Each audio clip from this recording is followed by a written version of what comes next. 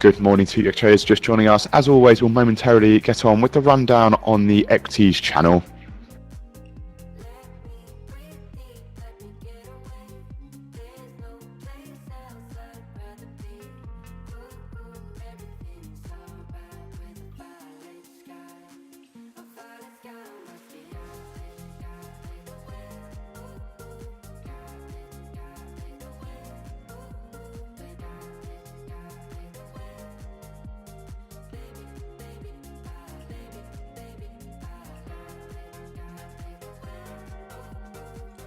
What is up, traders? Welcome back to the channel. Taking a look at some things here, seeing if we can't find something to trade today. Everything's been a little bit choppy.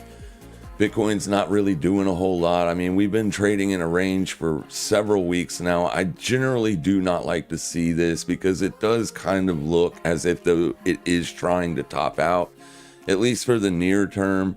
You can see once you get when the bulls are really in control of something, 1 maybe 2 weeks of sideways, then you usually see that weekly expansion back into the direction of the near term trend. We're not seeing that at all. We're actually seeing 3 weeks here of sideways with a breakdown week, and we're coming into this week with that breakdown looming. Obviously, we're not as long as we're trading underneath the 786 of that weekly breakdown candles range, then the threat will be to the downside. Simply put, the bulls are not able to get the bullish momentum they need to basically threaten the shorts. Now, yesterday we did see a nice little expansion early on in the session, but then the rest of the day it really did nothing until you got into like 3 o'clock, and then we had one more move to the upside, and then it's basically gone nowhere from there. So it's really boring when the price chops up like this, especially when the ranges get really tight. Today's Friday, so as far as the risk markets are concerned, we've essentially printed the weekly range. Today will be the last day of that week, and then Bitcoin will have 2 choppy, Saturday and Sundays. It's not really great. As of right now, we're trading under the current intraday VWAP. And that 618 of last week's range is acting as intraday resistance for now. We'll see if they can't push it at the open. That's essentially where I need to see them start to push, or I'm going to have more of a near-term bearish bias on it. If you're looking to short Bitcoin, if you want to short Bitcoin or alts, I mean, as long as you're under $118,140, I would be looking to sell into resistance. I don't necessarily have that bias because on the week we're still above the VWAP. On the week we're trading up near the highs, so they have been able to at least hold that. The problem is the range expansion has literally only been really 1 day, and that was yesterday. So I mean, we did get that expansion, it just didn't feel like it did. It literally felt like it didn't go anywhere. Today you're testing yesterday's midpoint. If you lose that area, I would expect we'll probably get back down to yesterday's open. Now, we did close yesterday above the 21 exponential, and that is generally when we really like to look for bullish trades, unless today is a trap. Now, we haven't moved in that direction yet. We haven't went down that far, so it still looks like just a pullback day in the context of the weekly range. So I guess if you want to be bullish, watch the midpoint of yesterday's candle. You also have the 21 exponential moving average coming in just a little bit above August's open, which is pretty good news. Breaking out above August, in my opinion, was a good sign. The question will be now, can the bulls defend August's open? And is that a good place to look to be a buyer? I think it is. Unless you're closing hourlies or a larger time frame candlestick under that area. But this is where I'd be looking to participate in a buying opportunity today. This week's been kind of slow.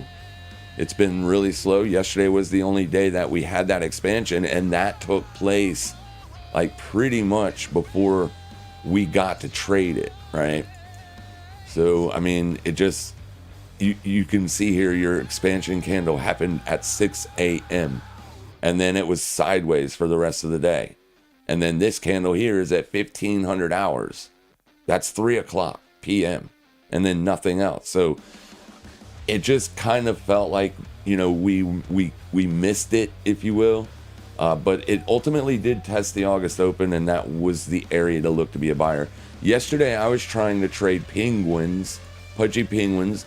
It's an alt that tracks the Pudgy Penguin NFT.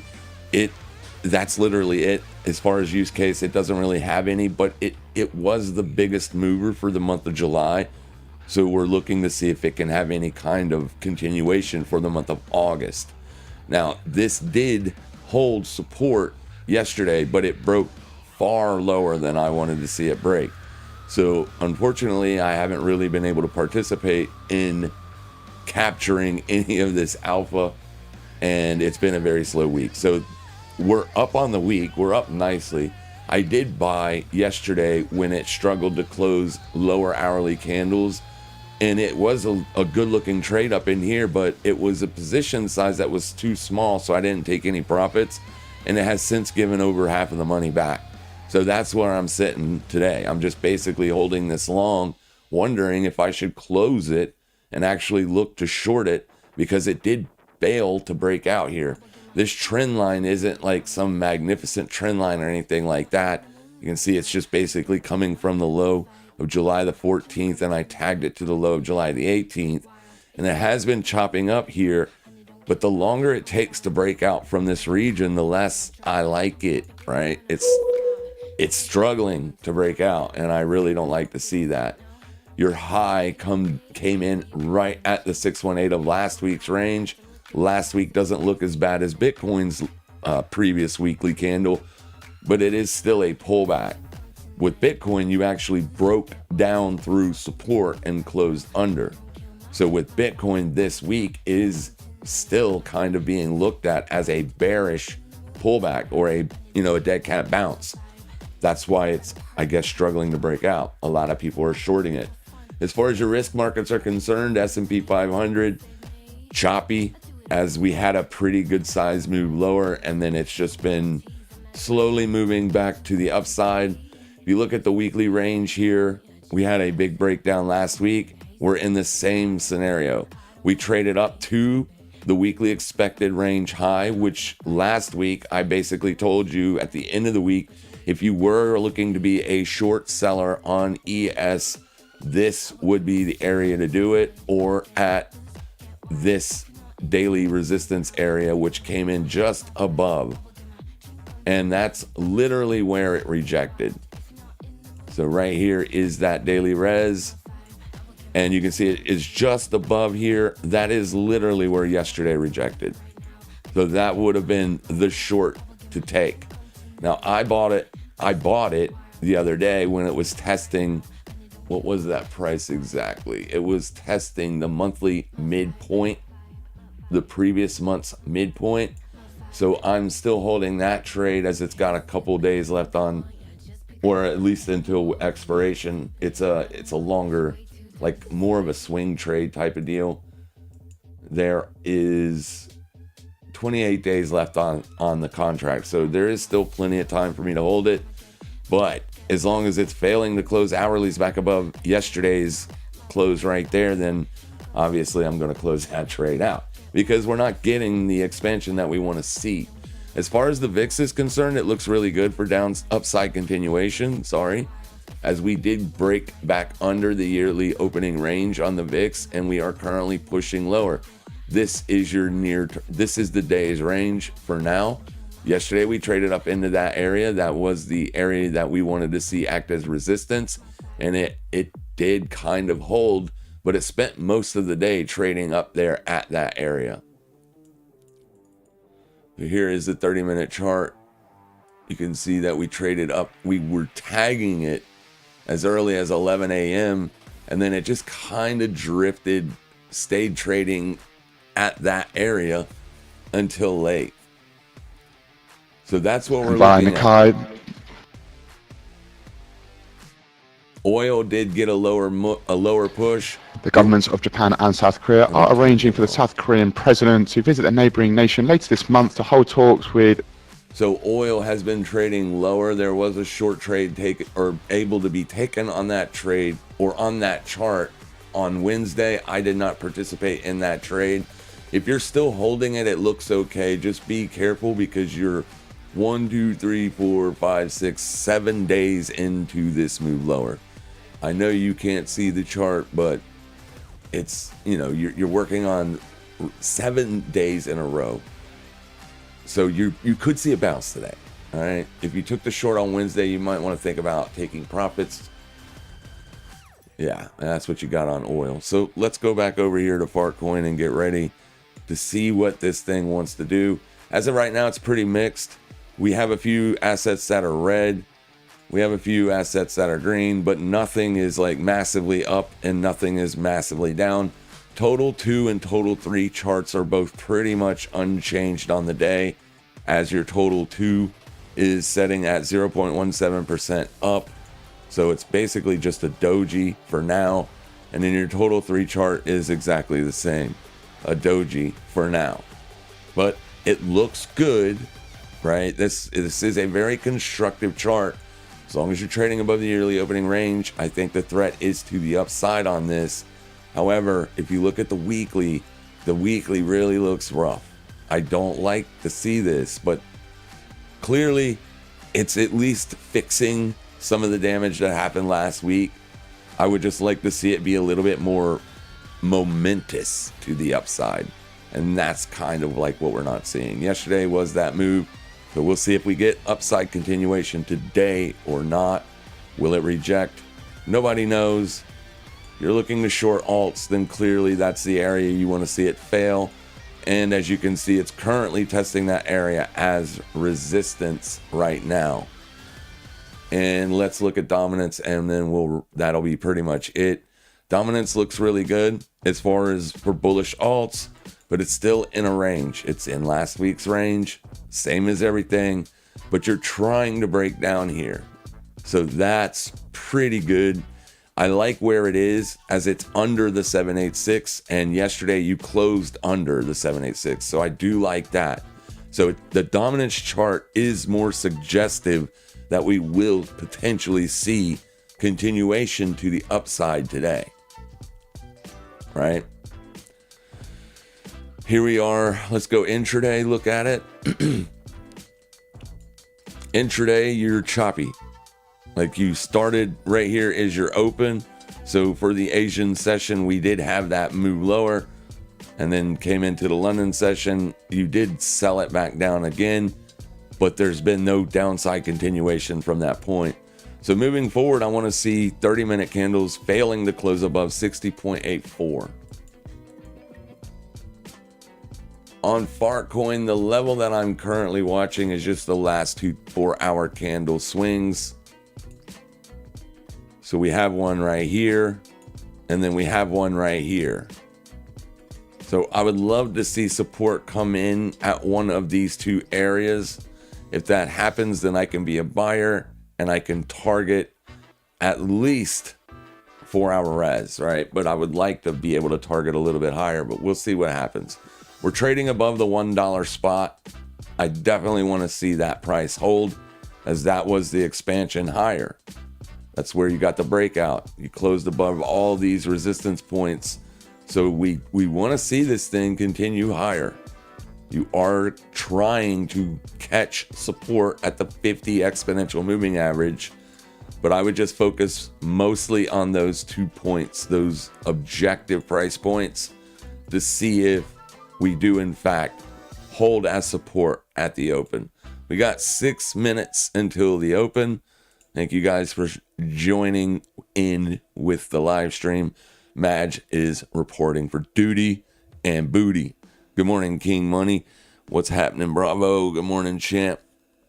All right, I'm aware of... Oh, good morning. Hello. I'm aware of... What are you aware of?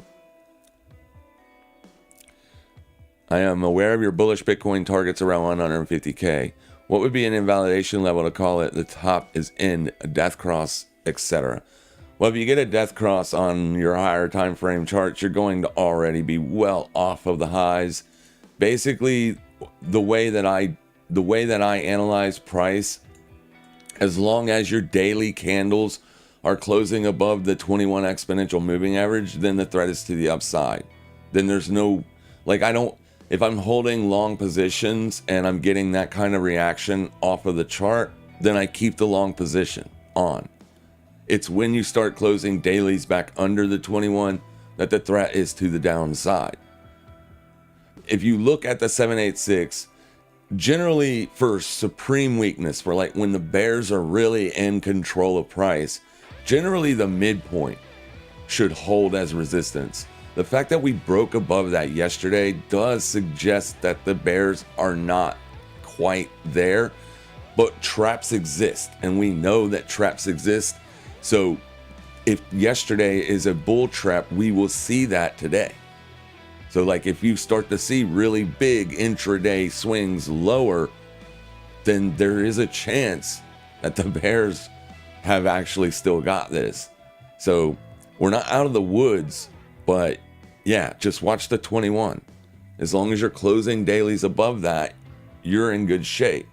If you're closing under, you're not so much. Now this trend line right here was also key because that is a major swing, right? It was encapsulating all of Bitcoin's price till we broke out of it. When we broke out of it, we got 4 days of upside continuation, and then we went into this 3-week range. This is week 4, and week 4 looks like a bearish bounce. I'm not even going to joke around with you. You know what I mean? But it's still standard within the uptrend. You're still in an uptrend. So it just depends on the time frame, I guess, as far as when can you say a top is in. We can never really say a top is in. There is no analysis on the planet that'll let us know what the top is. Generally, when you put in a higher swing and that area is defended with lower highs, you can go ahead and say the near term top is in. But as far as like forever mode, that will more than likely not be the high, right? I mean, as long as the markets stay bullish and everything, the macro stays the way that it is, we don't see massive unemployment or a surge in inflation, then clearly we would expect price to stay more or less, bullish. But unfortunately, bullish means very slow range days. You don't have high volatility. So when there's not high volatility, your ranges are just smaller. You see a lot more choppy sideways price action. It's like a ladder, right? You see one candle break out and then 5 candles sideways, 1 candle up, 5 sideways, 1 up, 8 sideways. That kind of price action. But that kind of price action is bullish, right? This is why they say you should buy and hold instead of trying to participate on the price swings intra-month and intra-week, simply because you might miss it, right? If you're not just sitting in the position, you might miss it, because a lot of times the biggest portion of the yearly move will happen in just a few short weeks. And then the rest of the year is like choppy sideways price action. And that's kind of what we got going on. I mean, if you look at the entirety of 2025 here, well, that's not 2025. Where is 2025? Where is my yearly open? If you look at 2025 here, there's really been only a few weeks where you got like really good upside moves. And the rest of it's been choppy. So like for the whole first part of the year, we set in a high. You were choppy for 6 weeks, you broke down, then you set a low in April.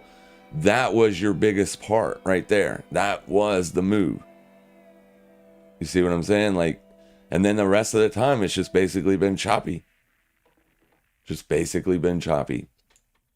So we really haven't seen a big explosion to the upside, and I don't think you will on Bitcoin any longer, because there's so many different products that you can participate in Bitcoin with. All the ETFs, the 3 MicroStrategy products. There's just so many different ways to participate in Bitcoin volatility now. Spot price action stays relatively choppy. So going back over to Fartcoin, as we do have the open, we are kind of holding that last 4 hour swing there.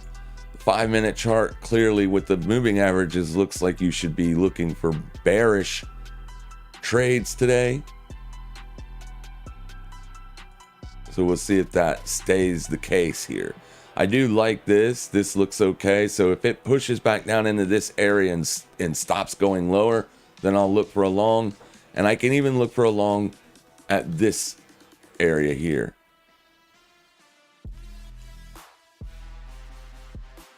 For the shorts, they have to contend with the 50 exponential on the 4 hour. But I guess that would be a decent spot to look for shorts, as you've already got a near-term downtrend happening here. So basically, if you were wanting the short Fartcoin, you would be looking to sell it in this area with a risk above this swing up here.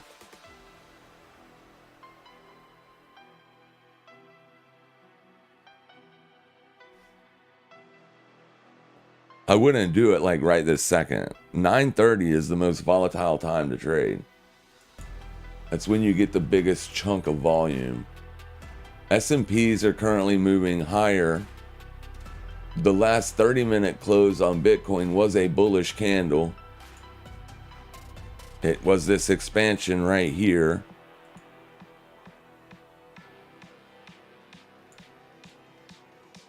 And Bitcoin is still, you know, well above the 100 on the 30 minutes. So, I mean, it's still more bullish than bearish, right? Your moving average structure on the 30-minute chart looks bullish. So you should be looking to be a buyer more than a seller based on this current structure. Especially based on yesterday, right? Yesterday was your expansion higher. The only reason you'd be looking for shorts is if you think yesterday is a trap. If yesterday would have closed a little bit lower, I would be taking that trade with you. But since it closed on highs, it has me more bullish than bearish. Obviously, I don't know what price will do, so it's not like I know it's going to go up today. It could absolutely break down, but the way the structure is, it looks better than it does look bad. At any moment, the sellers could take a hold of this. Dollar's currently up on the day.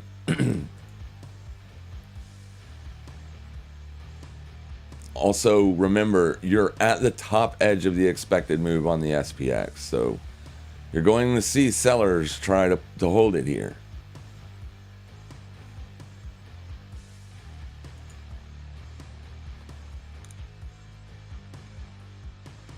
I don't know what that line is for. It's not a daily level. Yeah, it's really nothing. It's not a 4 hour level. It's just there. So let's get rid of it.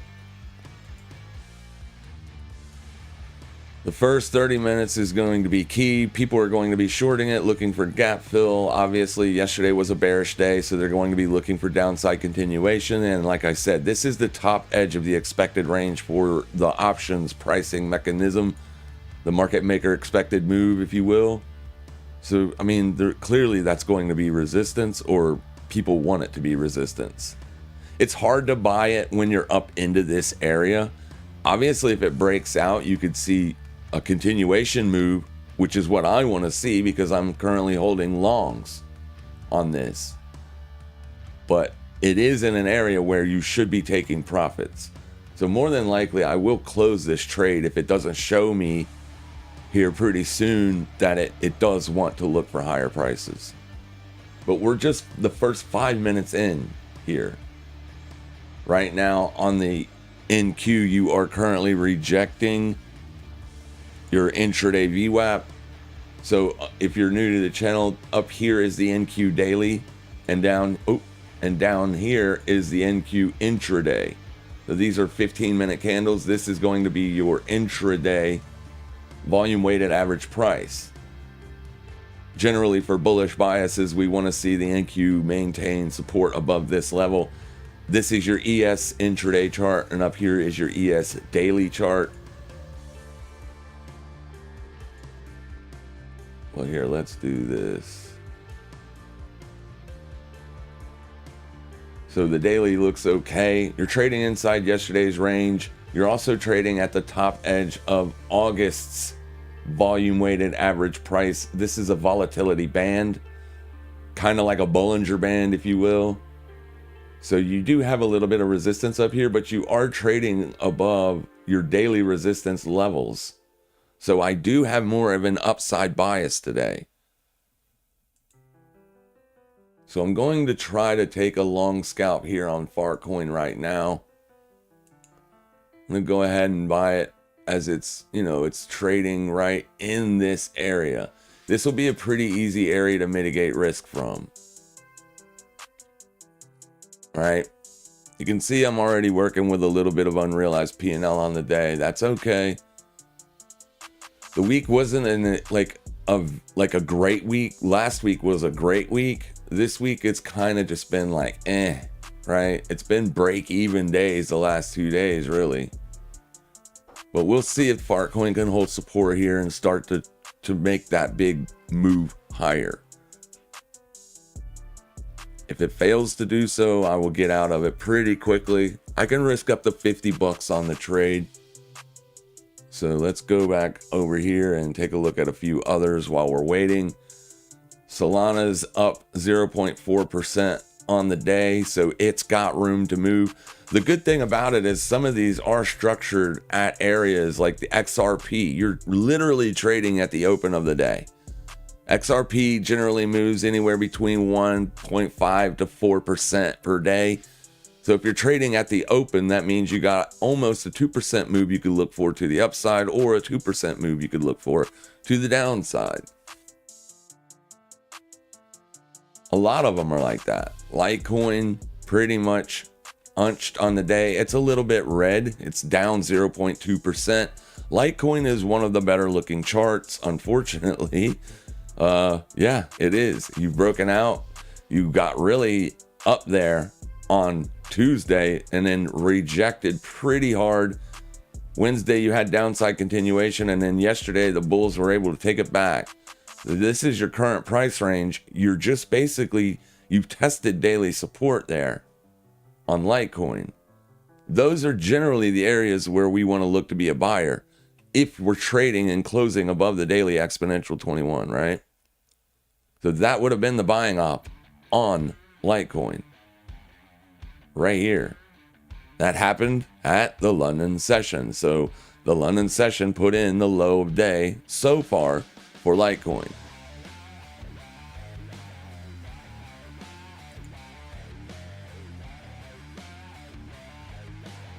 And then that penguin long that I'm in, it's just, I'm hoping it'll find support. I basically bought it once this 30-minute support held.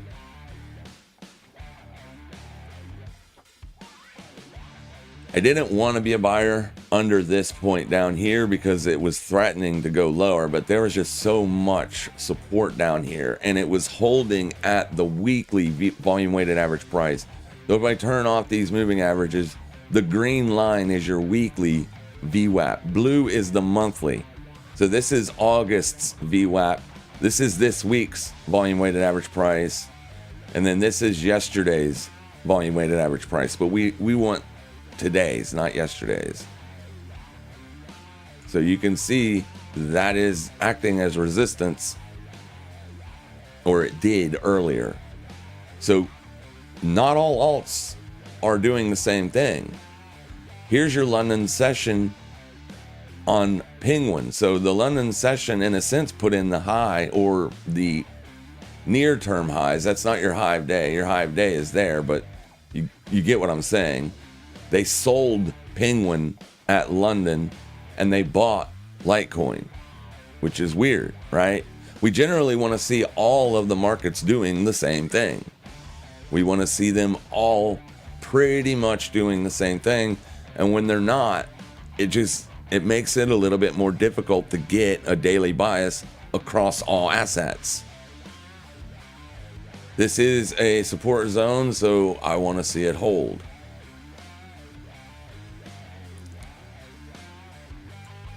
You got 4-hour support. lower. You got 2-hour support there. That's probably what that line was. So we'll see what happens here. NASDAQ just got a nice punch right here. That's a nice move. We'll see if the bulls are able to hold that. Apple's pulling back. Apple had a really good day 2 days ago. So Apple's just, it's basically chewing through that volume. Here's that gap up that you had on Apple. It was based on news. Huge news. They're investing like $100 billion or something like that into, I think, a factory here in the US or something. So you had a really big move on Apple. Apple really needed that. Apple's been struggling. Apple's still bearish on the year. So yesterday it really just basically traded sideways all day, sussing out those new prices. So today could be a pullback as well. Tesla having a nice move off the bell. Microsoft, after a down day yesterday, gapped up slightly. Well, no, it did not. It did not gap up at all. That's where you closed. So basically, it gapped down a little bit. Nvidia looks okay at the bell. This is Nvidia's daily chart. You set fresh all-time highs yesterday and rejected. Doesn't really mean anything. Like, it doesn't make me excruciatingly bearish on Nvidia or anything like that. It's just the bulls are struggling a little bit, right? You don't see like the momentous move higher, but we may today, because yesterday could have been a bear trap. That's what we're hoping for anyway. The Amazon trade that we took the other day is doing okay. I did not do a public live stream yesterday. It was for the Discord members only.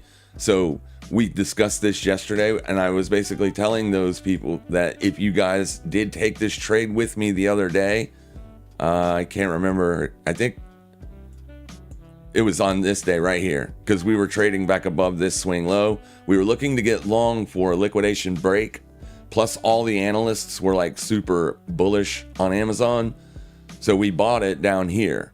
If you partook in that trade, then you should be taking profits in this area. If you want to hold it longer, that's up to you. But you're in the money here. And as long as you're in the money, you should always take profits. If you were only able to buy one contract, that means you would have to close the position out. I understand, right? But that's how you make money in this business. You get your move, you take your money. You don't sit and wait for it to come all the way back to your entry. So it's looking okay. Definitely looking okay. As long as it stays above this, and I'm going to stay in it. But if we start getting under this and start closing 30-minute hourly candles under that, I'm going to exit it because, like I said, it's in the money. We really will make max profit at what was it? Let me go see what the width of the spread was. I don't remember what that. 240 is the last strike. So we bought the 220s, we sold the 240s. We bought it when it was out of the money. So we were trading down here. We bought the 220, sold the 240. So you're in the money here. Max profit can be made up to 240. But from like 230 up to 240 is going to be very, very small growth. Generally, I will exit the spread when it's about when you're halfway in the money. So that looks like this. As you can see here, I got the long spread is in the money, as the short spread or the short call isn't. So when this yellow line is your in the money line. When it gets up to in this region, I'll just go ahead and exit the position, because you're not going to make much more money after that. You need a lot larger of a move, and it's just going to be smaller, right? The money's just going to be smaller. You're going to basically max it out at that point. There's plenty of time on the premium though, 105 days. So it's not like you have to make a decision today. So with NQ getting a big bounce, I would love to see this do something similar. It's not. That's, a little bit concerning. these things don't follow the NQ, but when the NQ is, when everything is kind of looking like risk on, then we want to see altcoins acting the same way, because altcoins are super risky.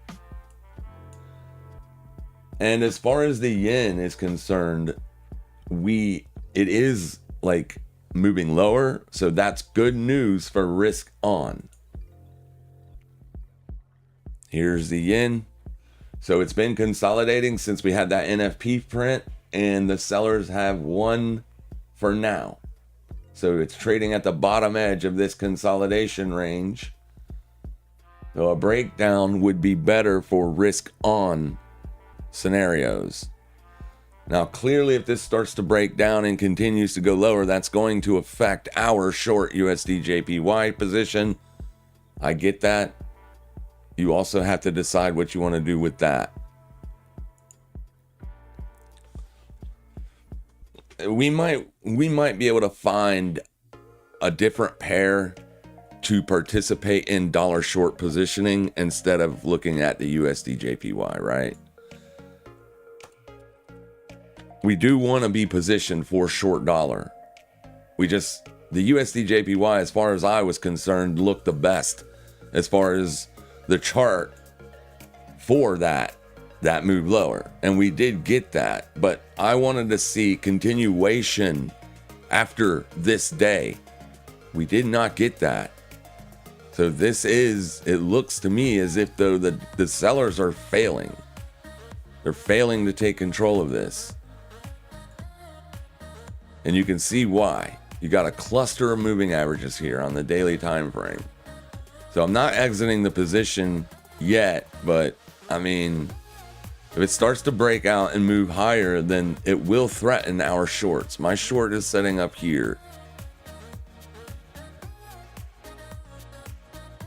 So we might have to look for a different pair to partake in dollar shorts. The yearly trend is clearly down, and it still looks good. I just wanted to see the bears show up. There's your yearly opening range there. So this is your breakdown. This is your trend, and then we go into a 4-month consolidation here, which is generally going to be looked at as a Wyckoff distribution formation, or also known as a bear flag, or a topping formation, a triple top. So it still looks okay, but I really wanted to see it push underneath this stuff quickly, as these people would have been stuck. They're still stuck, but you get what I'm saying. It didn't really do what I thought it would, so I don't love it because of that. All right, so Farcoin, as it's trying to restructure the moving average cluster here, this is what we want to see, as we do have more of a near-term bullish bias today. What's up, Paper Wiggleman? Good morning, my friend. And then Madge says, can you check SEI 3-day chart? Yeah. Is that a stock? It absolutely is.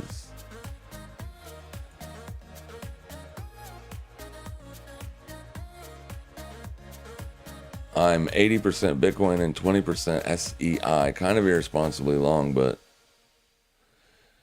So, I guess you're trading Solaris as a Bitcoin play, because it's one of those companies that's investing a lot into Bitcoin, because what they do as a company doesn't really make money, right?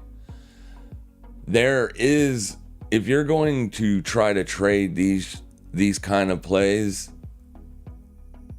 for Bitcoin, you need to basically look at the same thing that other investors are looking at. There is a guide, there's a website, there's all these things, right? And I'm not sure if this is one of the favorites or not. It looks good. The chart looks okay. It's in a range. I mean, I can't tell you what this thing will do, obviously, but you're trading inside of March's candle.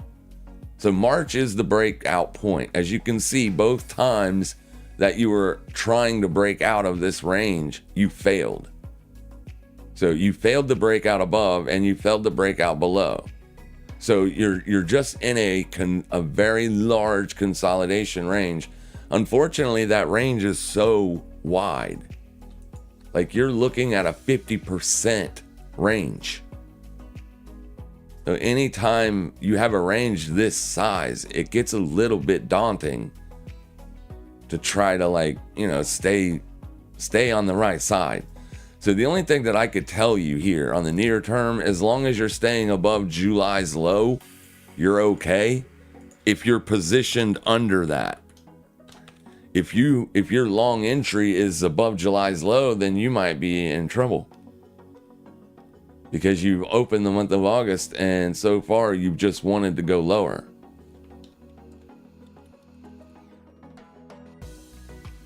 That's what you currently have. Now, could you be setting in the monthly low here? Absolutely. If you're going to set in a trending manner. As long as you're above this, it's okay.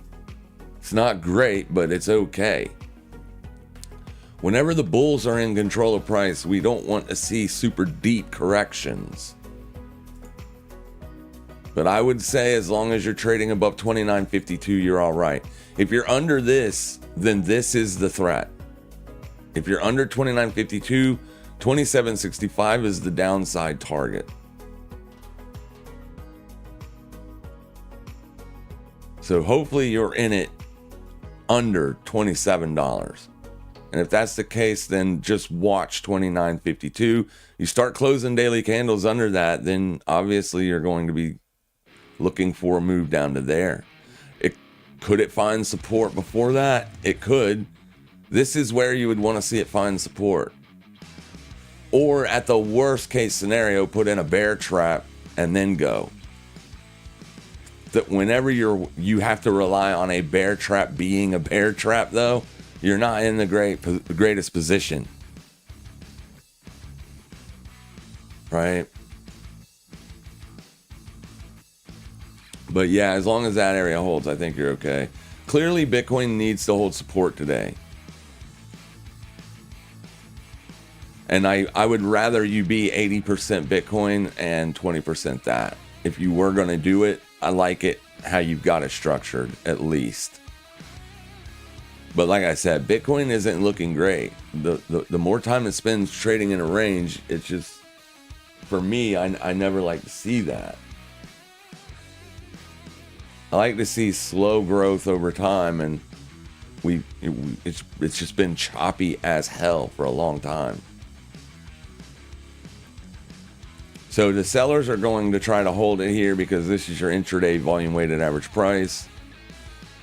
Clearly you're going to have shorts being taken there. You've also got intraday resistance at 117 exactly. 117 is a big figure number. I mean, just picture it in your own mind. If you bought it at 110 and you're now at 117 and failing to go above it, that's a pretty decent take profit target, right?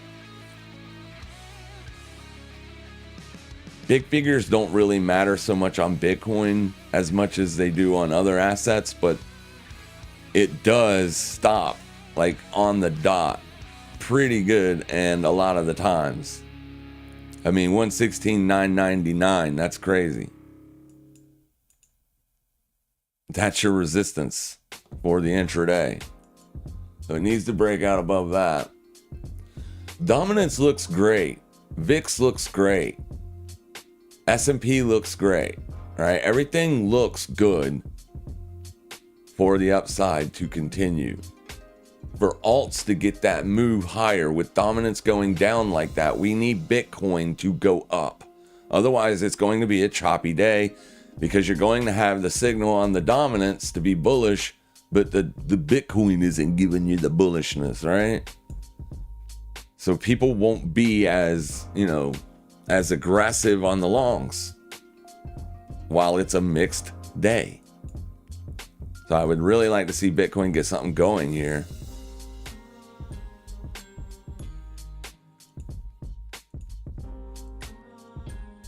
Our Scalp's chart looks okay. Scalp chart looks okay. But we want to see this 200 start to migrate higher.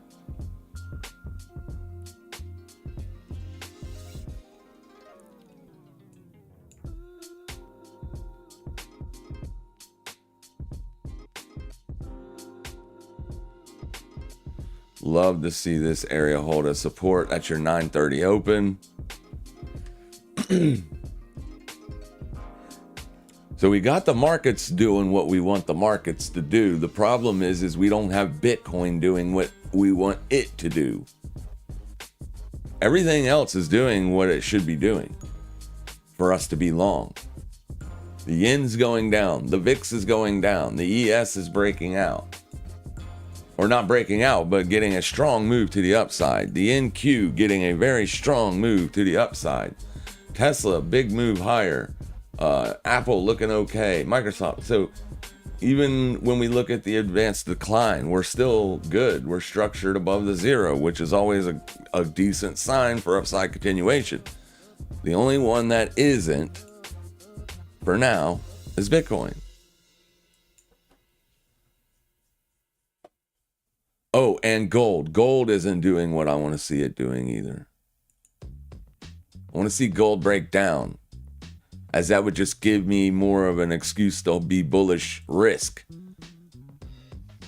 You got an up day on the dollar and gold is still moving up. I do not like that. Got an up day on the dollar. This should be a sell on GLD. We'll see if it ends up being that. But if Bitcoin continues to push lower, I'm going to have a little bit less of a good feeling. So I'll keep my eyes on that. Fartcoin is still down, but it's pushing, so it looks good. That's what we want, as we are long. We're also long, or I am also long Penguin. So this looks really good. This looks really good. It's a little bit too parabolic though. But it went straight up to that VWAP. And that's where you started to wiggle. I mean, that's almost an instant repricing higher. Boom, boom, boom, boom, boom. So yeah, this I want to see break out, and I want to see it go with strength. This is the last area to get through here, so looks good. We might have really good positioning for the day. I hope so, because it's been a very slow week. You know what I'm saying? Like, I'm trying to get y'all to I'm trying to help you guys make money, and when it's like basically a neutral week. I mean, we're not neutral. Coming into the day, we were up a couple $100, but by this time last week, we were up a lot more than that. Today, we're doing okay, as we got about $500 worth of unrealized gains that we could take right now if I wanted to. Things are just getting started though, so we want to see what happens here. The good news is we're not going to go into the end of the week red. That's the one thing that I want to always try to avoid if possible. Stay green every week and your account will grow. You're welcome, Madge. $4,000 Ethereum. It is absolutely possible. Almost there. Like, almost. Ethereum's breaking out today, so Ethereum looks great. There's nothing to be said on Ethereum. You can see how it acted as support. It built in a bull flag, if you will. So, I mean, that's what we want to see. We want to see this kind of reaction out of it. We want to see support hold. So that's the reason why we were looking to buy Fartcoin and looking to be a long buyer yesterday. Just yesterday, things didn't work out as great. So this right here for Fartcoin looks like a trap. Right? That's good. As long as the bulls can hold it. They're still, well, no, they are not. I was getting ready to say the bears could still turn this into a bearish engulfing, but no, they can't. They got 4 seconds to do it. And they're not gonna make it. Not gonna make it. Bitcoin been so range bound all cycle. Yeah. 2020, 2021 felt so different. Well, it was so different, right? Sorry. I hope I'm not and the mic might be a little bit too close. Let me move it. Yeah, Bitcoin was extremely different back in 2020 and 2021. And the reason is simple. It was a much smaller market cap. Much smaller. The larger the market cap gets, the slower the asset will move. It's just, there's just so much more money involved nowadays than there used to be, right? Bitcoin used to move, if you didn't move up 400% in a year on Bitcoin and other alts, you didn't do anything, right? People were literally buying assets and getting 1000% moves on monthly ranges. Like that, those days are done, more than likely. You might have one or two alts that will still move like that, but Bitcoin will never experience those kind of gains anymore. I mean, the more money that goes in, the smaller ranges will get.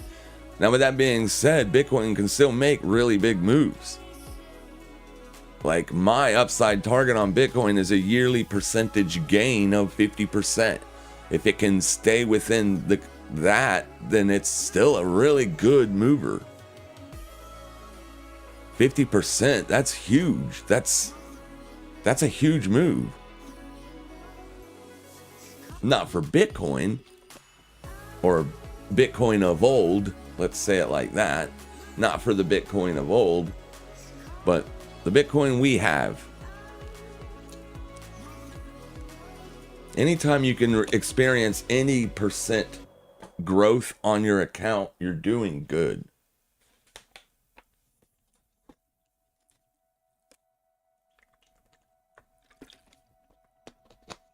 That is the goal.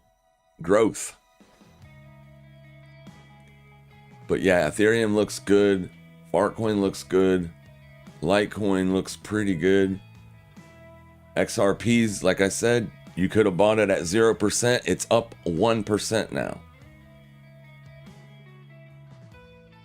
So that's, that's good. If you got any leverage on it at all, that's going to be a nice little return for an intraday gain. Bonk is up 2%.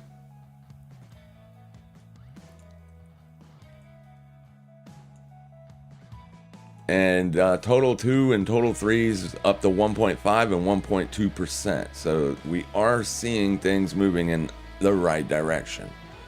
So sit back, enjoy the music, relax. You don't have to worry about a lot right now. Looks like it's just going to be a pretty fun day.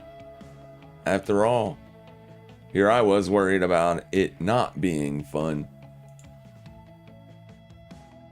I would really love to see that gold chart breakdown.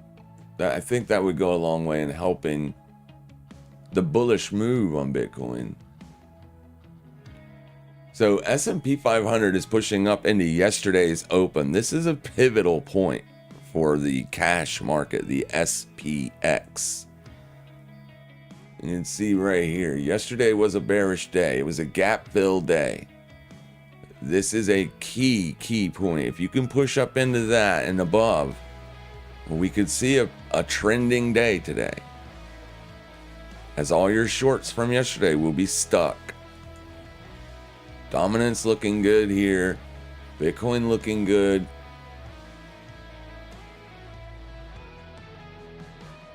GLD finding a little bit of resistance here. That looks good. Let's go look at Tesla. As Tesla was along this morning, and I don't think it gave you an opportunity to get bullish. It really didn't. I was looking for a pullback into yesterday's support. It didn't give it.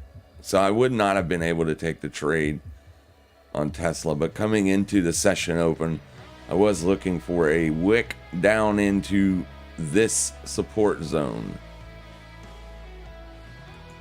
And that at that point, I would have been a buyer.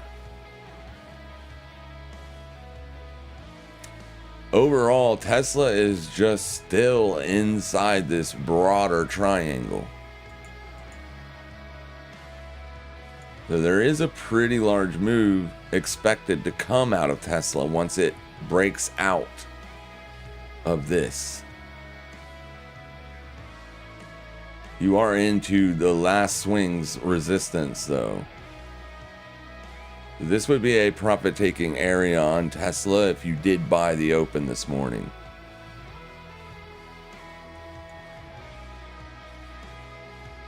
Yeah, measured move on Tesla, if it does in fact break out, is going to put you in the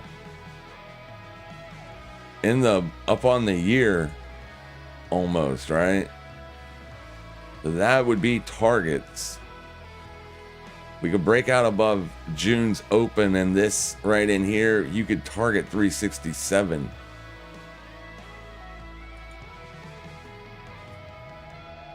We'll see if we can't put something like that on next week on a red pullback day.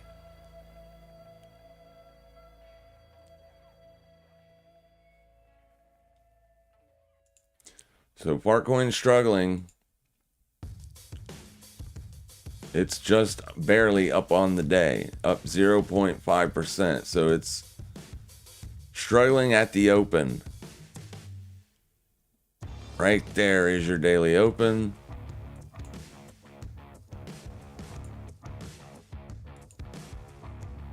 So clearly shorts are going to be looking for that to be a potential entry.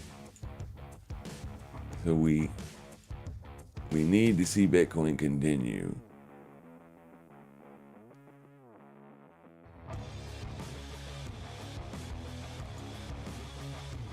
The 4-hour chart looks good on Farcoin.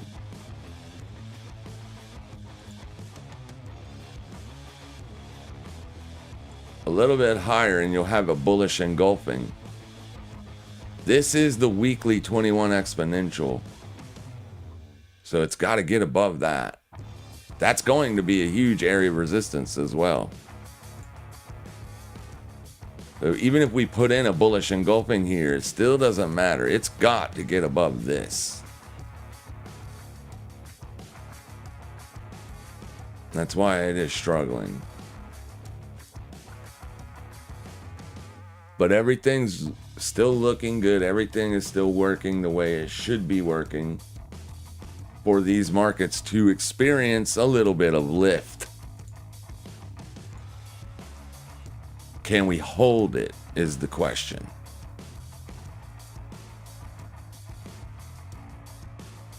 I guess Madge means the crypto coin SEI. Oh, I'll look at it.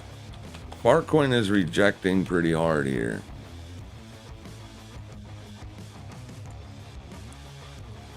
I thought they were talking about the stock because there's a lot of stocks that are investing into Bitcoin. Let me see here. It's bearish on the year. That's not great. It's not terrible because the near term is more important. You're up on the month. You're trading inside last month's range. So you need to hold August open. Otherwise, July's low will be a target.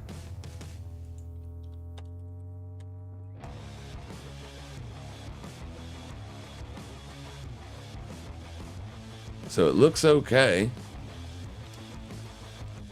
It's repairing the yearly opening range, right? It's trying to get back what it lost at the beginning of the year, which is good. Repair is always good. Yesterday was okay looking. I wouldn't be a seller here on SEI. I wouldn't be looking to short it right where it is. Based on yesterday's close, I don't know. I could be. Hang on, let me look. Yeah, if I could absolutely be a seller on it if it stays below 31 cents.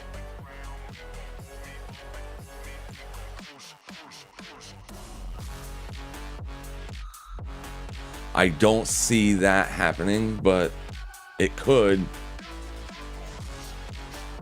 If you start to see a lot of volume build up here, then beware, right? But that could ultimately help it break out as well. I like the point of control structure, the way that it's migrating higher, and prices too. That's always a good sign. I mean, as of right now, everything looks okay. Fartcoin looks a little bit different. That looks like a full-on rejection.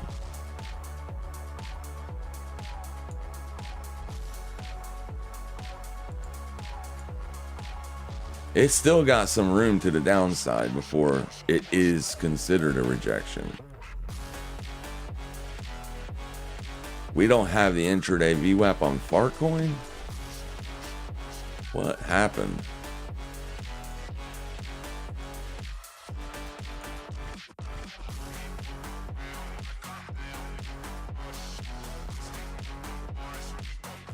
So we want to see the VWAP hold on Fartcoin.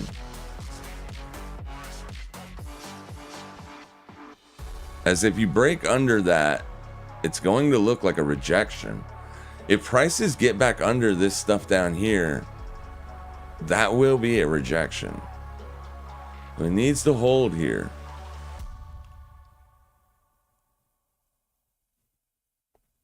And looking at the other markets, I don't see why it wouldn't be able to. I mean, NQ is into resistance, daily res, the same place it rejected yesterday. ES is in almost at the same point it rejected yesterday. So clearly, I mean, if everything starts to reject, then we'll just take our money and run. Gold is breaking down, so that's good.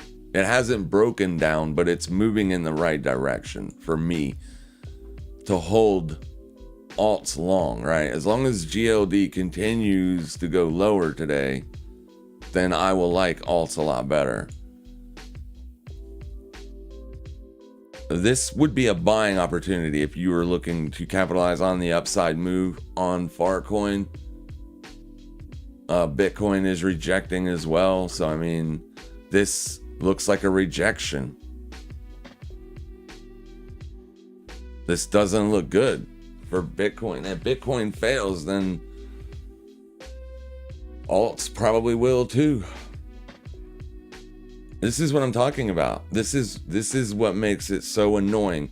This kind of crap right here.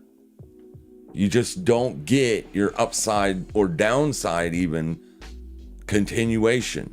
It's like it's just choppy.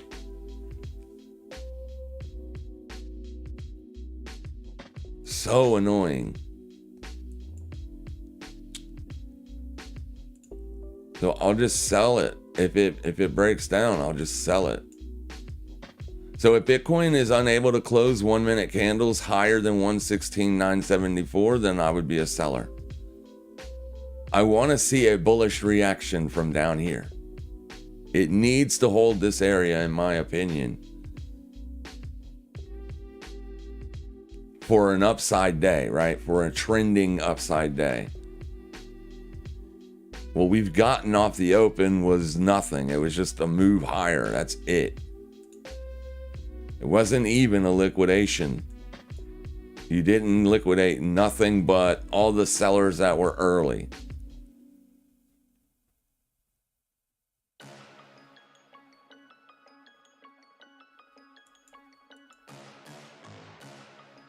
Oof.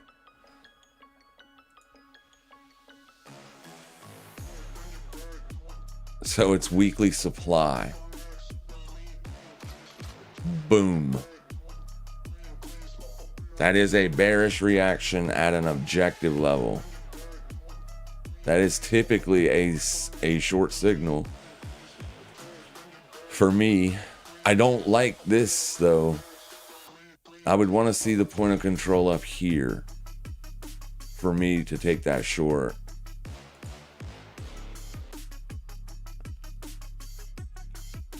It needs to hold here for the bulls to get involved on this.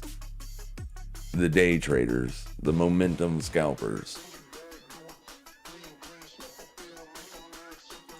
What do I got over there on that ES trade? Oh, basically that's where you'd be a seller on Bitcoin. If you think it's going to be a downtrending day, you'd be a seller right at 116,999. That's that big figure number. You can see how you barely traded up to it, then you broke out above it and instantly rejected. Like within a couple minutes, you could not stay above it for more than 5 minutes. That's not a good sign.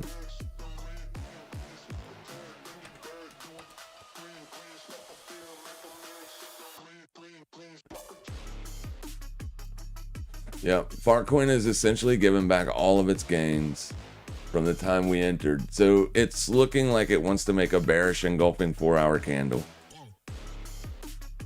Yeah, this isn't great. It needs to hold here. Oh, it's not going to be an engulfing. The last candle was a bearish engulfing, so yeah, they just hit it at resistance.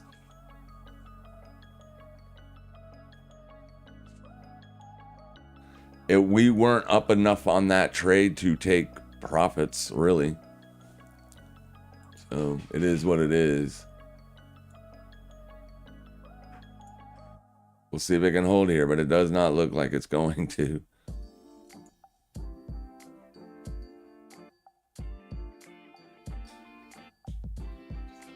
Yeah, this is what I don't want to see here. Yen is moving back to the upside. So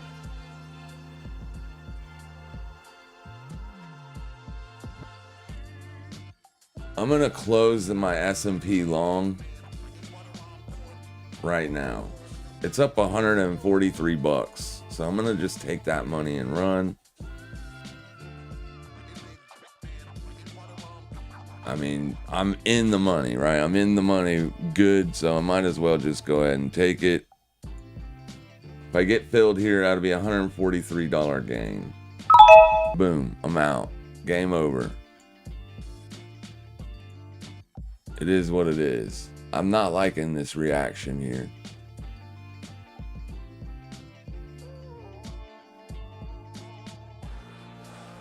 Now, if it can hold like right in here, I still like it. It's what I don't want to see is I don't want to start seeing momentous candles move away from this.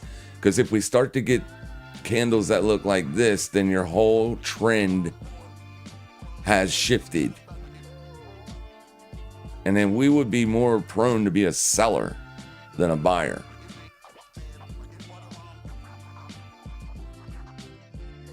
If it's like this right in here looks okay, but it needs to get back up into this region, right? For us to be able to say, well, the trend, is still just a small pullback, an intraday pullback. So I don't want to get out of it, but it's real close to my entry. It's given back the whole trade. So we bought it here, you know what I mean? We want to see it go away from that area, not come back almost instantly. Time it matters.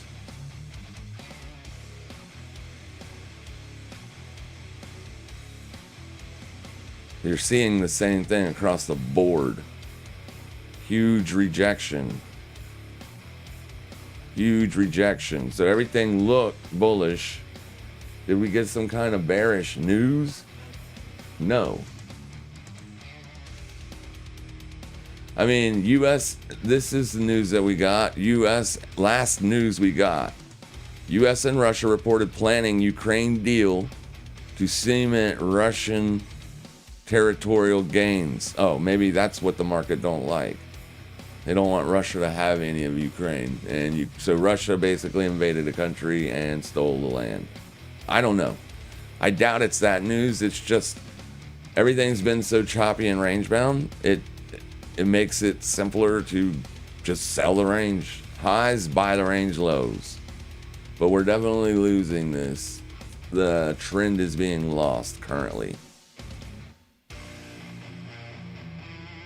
Needs to start moving in this direction pretty soon,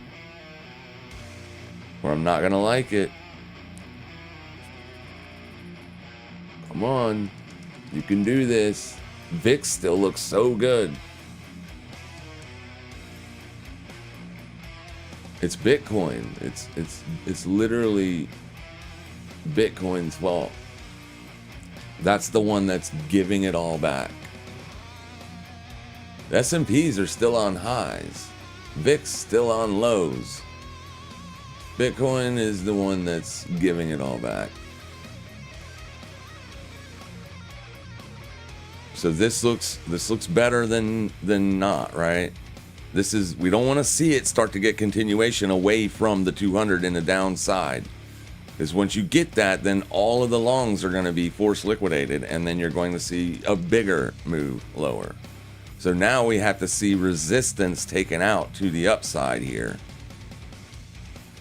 The first close to beat is 102. Gotta beat it. And then the next close to beat 103.65. So we're still okay here. This could just be a fake out move.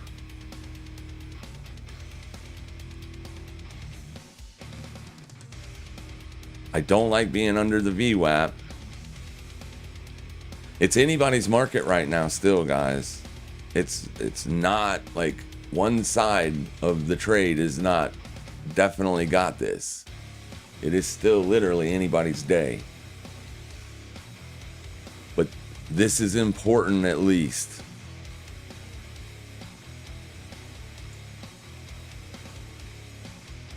Can it hold it?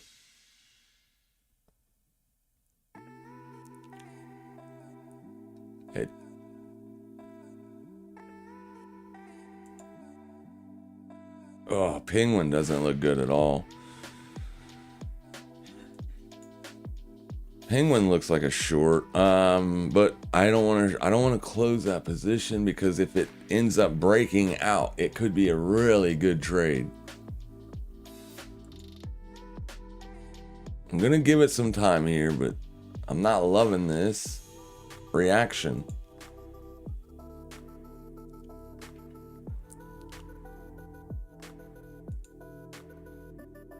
So you failed to close above that one.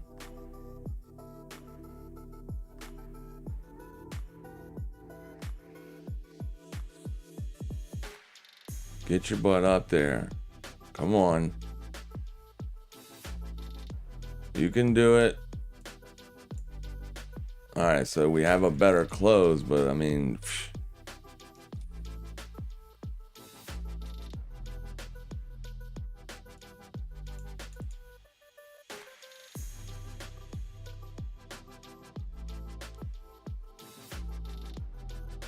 I don't like the volume structure. I don't like any of this, but we'll see what it does. I mean, me looking at that stuff isn't telling me that it's going to the downside for sure. I mean, everything still looks good for the upside move. Everything except Bitcoin. Everything else looks good. The dollar's pulling back, which is good.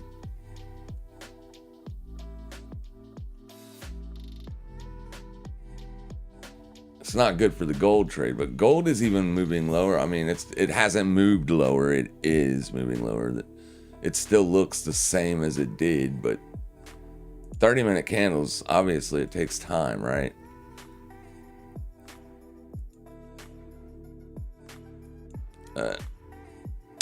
I don't like this. If you're looking for shorts, you could potentially put one on here. I don't love your positioning because everything still looks good for the upside move, but I mean, if you fail to break out above the VWAP, that's bearish.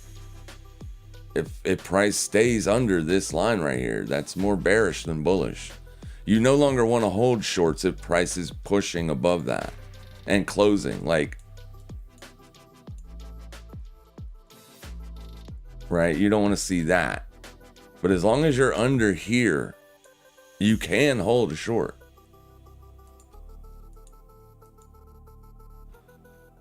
So let's hang on, which one? Let me see here. What should I do? Should I close out the penguin trade and short fart, or should I leave penguin open and short fart?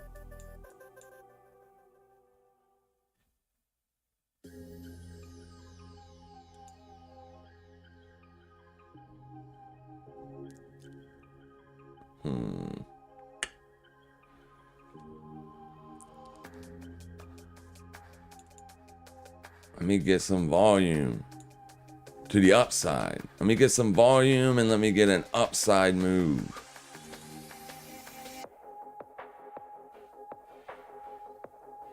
Come on, do it now.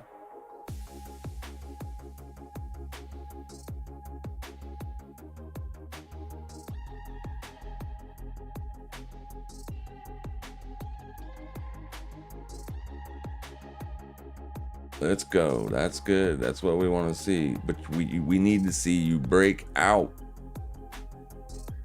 on heavier volumes. Go up.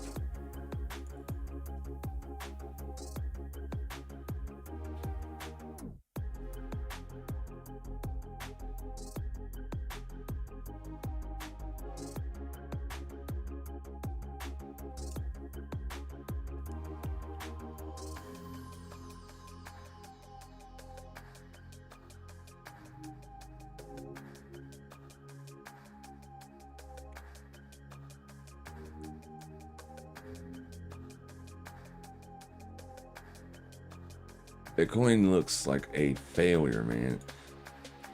Oh, Bitcoin is a failure.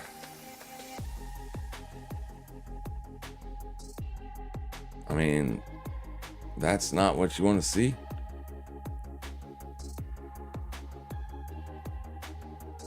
And you got 2 minutes on this close. I mean,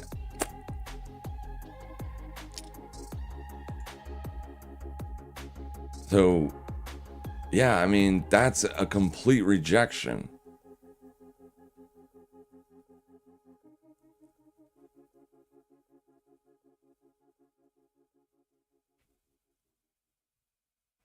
At weekly supply, remember, that's a huge freaking level.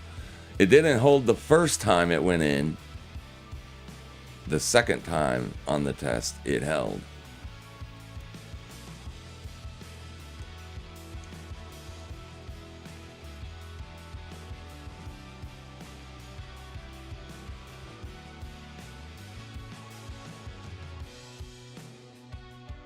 Right there.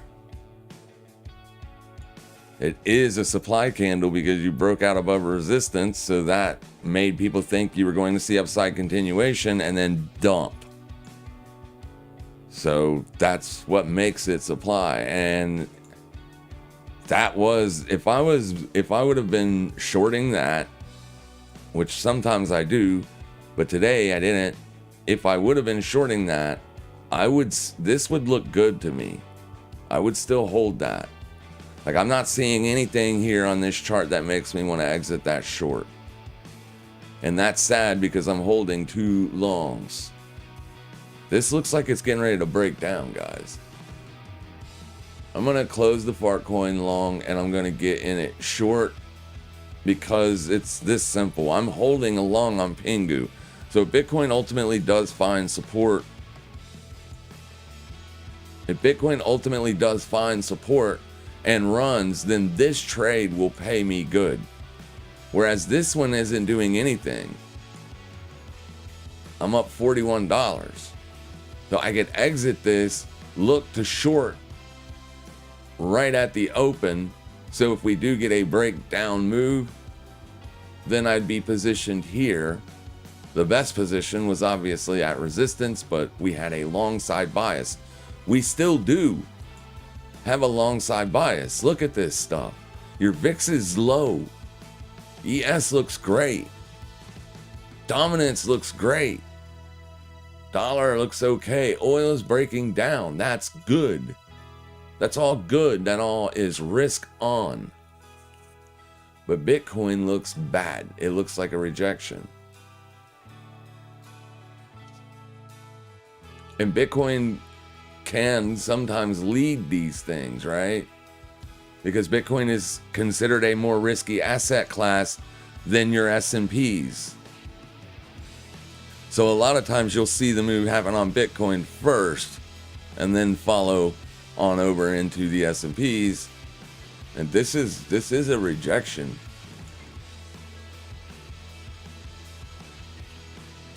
It's not breaking down though. That's also like it looks like it's going to. Don't get me wrong. It looks like it's definitely going to, but it hasn't yet. So that's kind of giving people pause. That's the only thing that's keeping me in this long trade on Fartcoin is the fact that it hasn't broken down yet.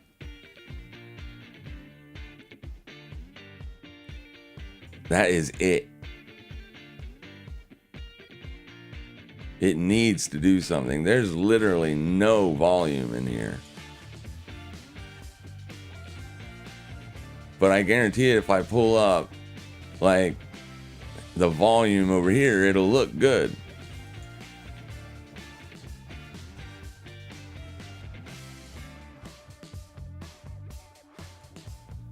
Let's see if we can get, well, that would be open interest on options and futures. I mean, you can just see it in the candles that the volume's not great. Very thin liquidity when you see stuff like that. Oh, here it goes. It's breaking down.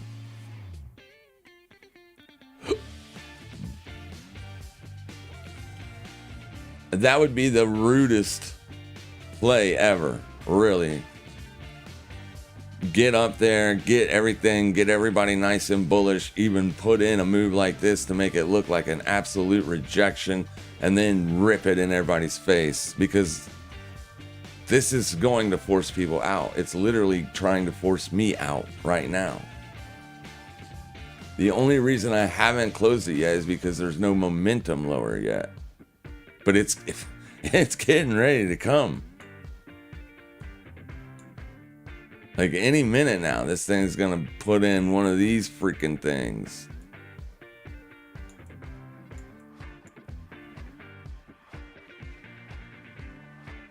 Or the opposite is what we want, right? This is what we want. But it's just na boo boo, what you gonna do? I don't know what to do. Can't see into the future, damn it. It's not fair. Now, it looks like it's going to be a rejection. And then here's the thing. If you don't position for it now, you're going to miss it. You know what I'm saying? Because it's going to go so damn fast. But S&P and NASDAQ still look good. I mean, it's one of those days, guys. Look at these charts. These things look beautiful.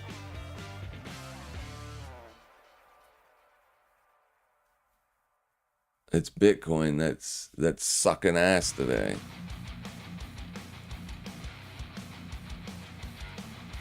It's choppy bullshit. So I'm exiting the Fartcoin because it's going to turn into a loss, and I'm not allowing it to turn into a loss. Yeah, it's a rejection.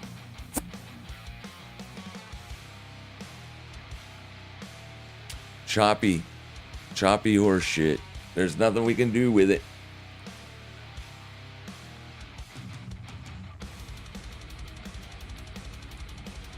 I have one still positioned good. Like it would take a lot to force me out of the Pingu trade. I mean, it's looking like it. I'm getting ready to get out of it, but I mean, technically this thing could pull back all the way to yesterday or whatever this is. It's not yesterday's open. Yeah, it is yesterday's open. And still be okay, but I'm in it down here somewhere. Where am I in it at? Yeah, right in there.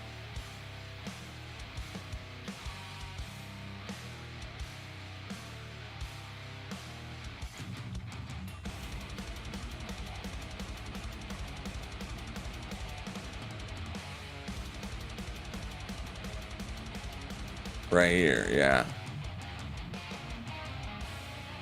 But you got a bearish engulfing on Pingu on the 4 hour. That's a breakdown. That's a failure. It doesn't mean the trend will keep going down all day, but it damn sure is a failure. I'm not going to hold Fartcoin while it's failing.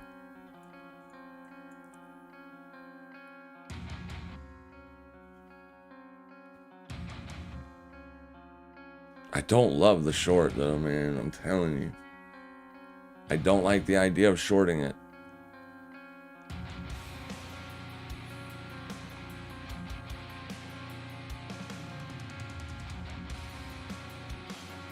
We'll just give it some more time.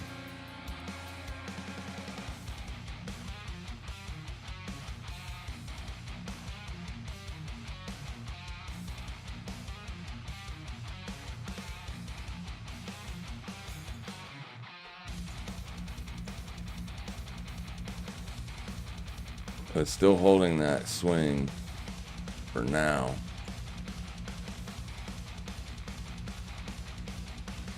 Absolute chop slop. This is where you'd be looking for shorts.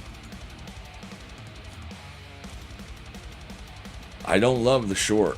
It might work for you, but I swear I don't love it. This right here, I think, is literally just to force people out before it goes up. S&P is still climbing. You're making fresh daily highs.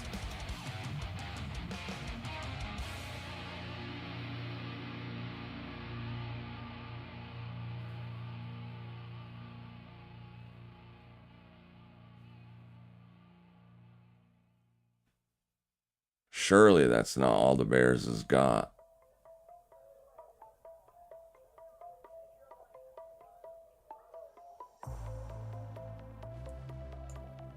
I mean, that's a freaking waterfall rejection.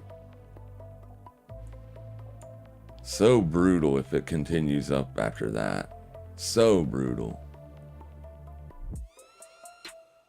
Alright, I'm gonna just... I missed it. If I was gonna get in it, I should have got in it there.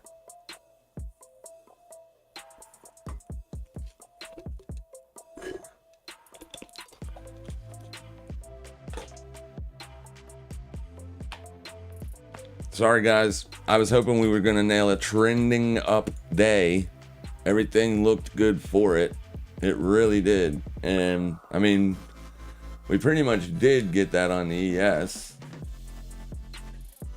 What does Amazon look like? Hopefully it's trending up and making that position look really good. It's not even up. It's down on the day. So it's not even trending up.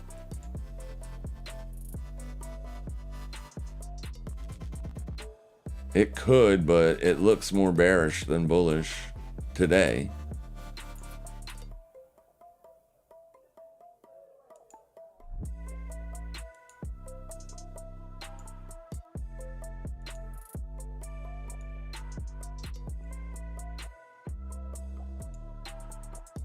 I mean, that's a beautiful uptrending move there. Boom. But like I said, Bitcoin could be leading, and if that's the case, then this is going to...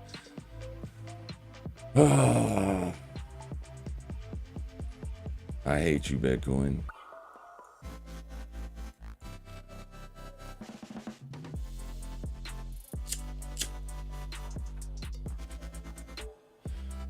I would really be worried about this if I were short. Because it's not moving lower either.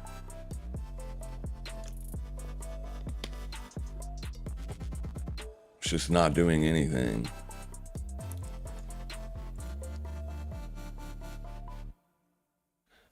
To be fair, that is a pretty good move. You got 3 minutes of continuation, 3 5-minute candles down, but put in all these wicks.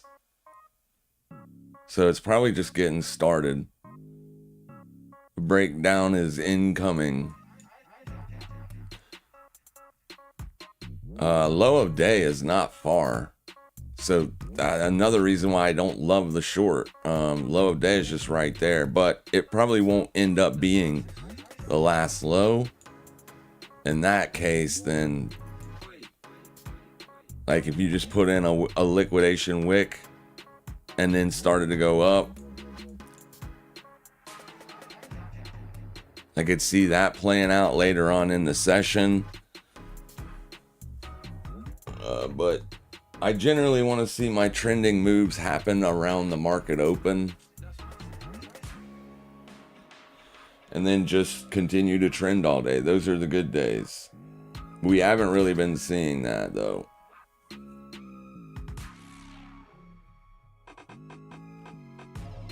Yesterday was a good trending day to the downside.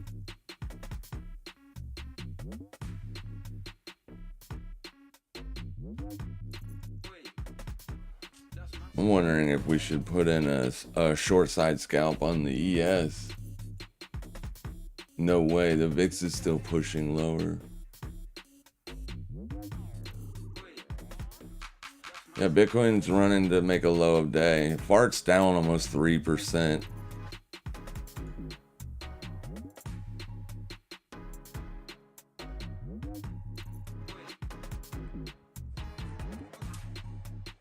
And we were watching this last night to see if it was going to put in a liquidation run and then reverse. It just never did give us the liquidation.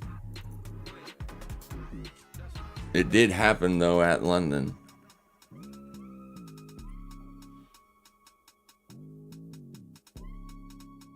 A little bit later than London. A couple hours. 2 hours after. Yeah. Madge with the $5 super chat. Thank you so much for that.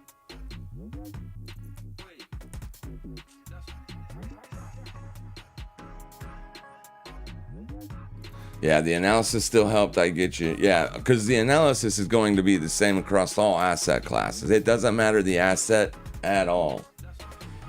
Yeah.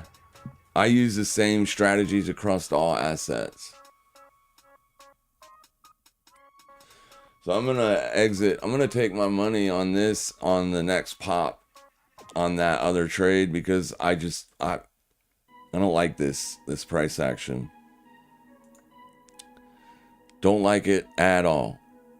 Clearly, it would have been a much better trade taking profits up there, but we were looking for upside continuation. Everything was positioned nicely for it. Just said, nope, not happening. That is a clear rejection. You can't get much clearer than that. I don't know if you're going to see downside continuation, though. That's the problem. You've not been getting downside continuation either. Like, look at the ES. You got one expansion and then the rest of it was chop.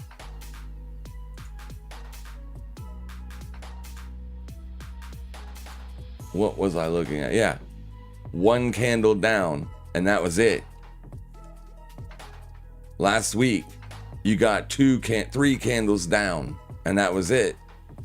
You're not seeing upside or downside continuation. That's what's so annoying. The buyers can't get it, the sellers can't get it. Which it doesn't really make sense being long going into resistance here, right? It doesn't, right here. I was long from yesterday, or the day before yesterday, whatever day we retested the previous month's midpoint. So that was a good trade, but it took days to happen, right? I bought it here on this day. Yesterday, it gave it almost all of it back. Today, we got the bounce back out of the region, so it looks good. That's the reason I exited it. Today's Friday. The market's going to close today, so there's no point in holding that over the weekend. Even if it does explode to the upside, I'll look for a new opportunity next week on a pullback if we get it.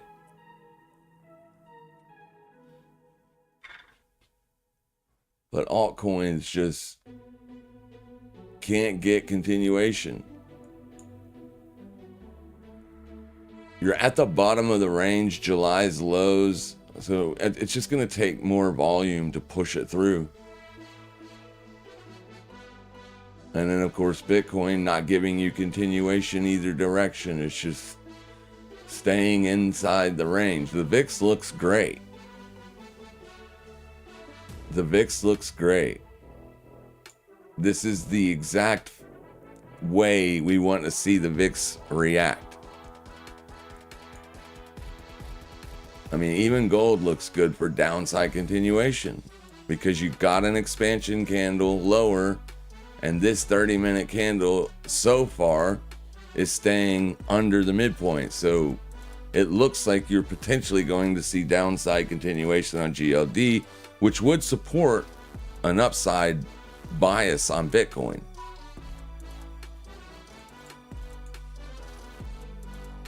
Even Fartcoin not giving you that downside continuation.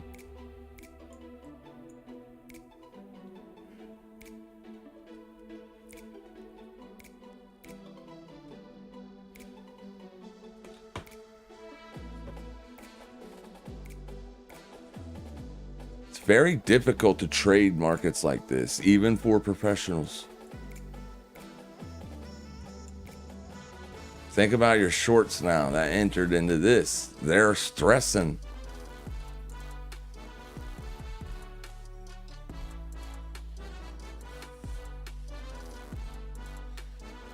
I'll buy a pullback on Fartcoin again if it can stay above this line right here. Because I got money to spend.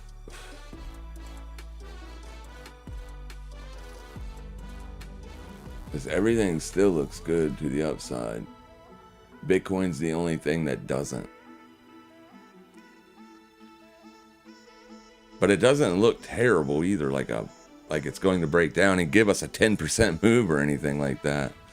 Those days are really fun because when you can basically short any candle, because every single candle after is in that direction. Those are really fun days.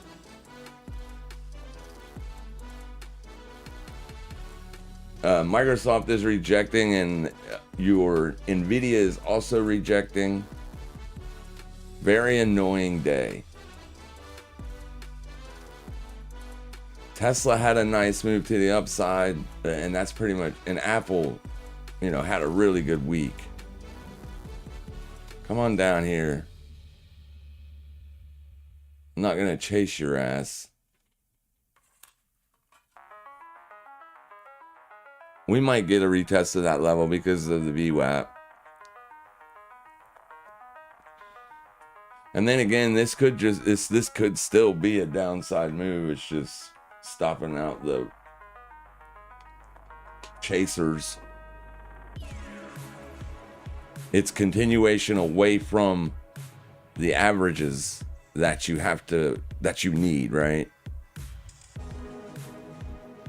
Price will stay relatively close to the averages when it's choppy, because it doesn't want to give you a hint, doesn't want to give you a clue as to what it's going to do, right? It wants you to stay on your heels, keeps you on your toes.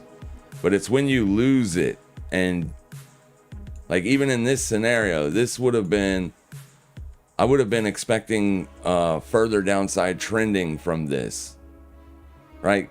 You can see how it dips below the cluster but stays real close, gets above the cluster, and then this session right through here is when it showed you its hand. So this would have been a short entry right here. See how that works? And even then, you didn't really get downside continuation, but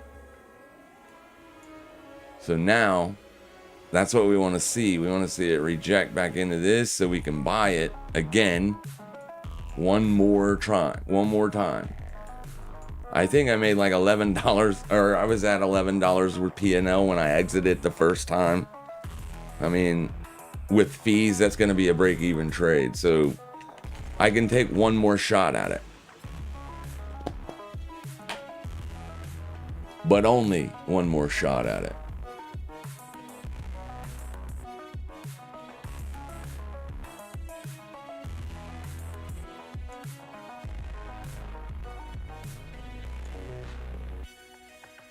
And I really don't like I said, I don't love the upside continuation on the S&P. Today could just be a very choppy day, guys, for the rest of the day.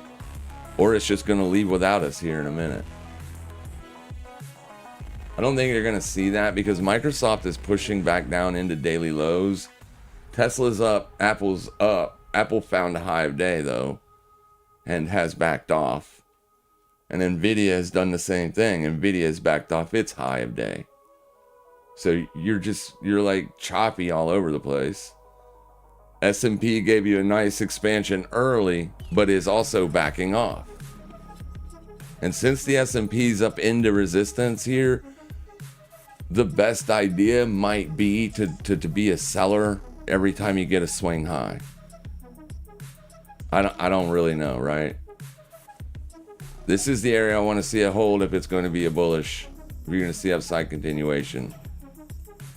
But everything is pretty much backing off of the highs. You're not getting those like confident pushes.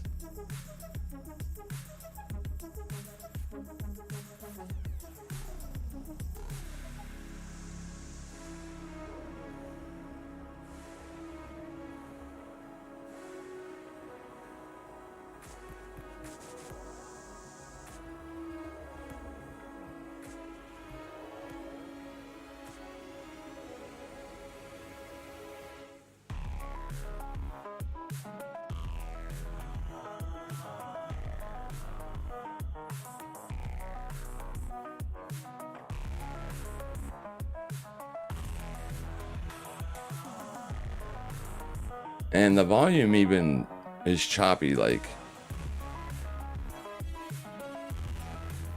it pretty much stays like that though on alts.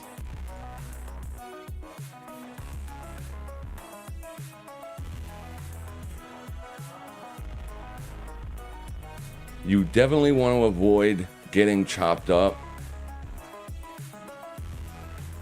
Definitely want to avoid that. This would be the long entry, and it would be the last time to try it. The last time to try it. Because it's so choppy. We're not seeing upside continuation.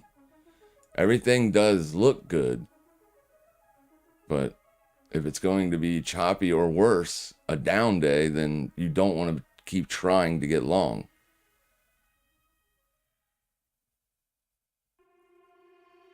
And this is what we don't want to see, right? We want to see it defend. That's not great.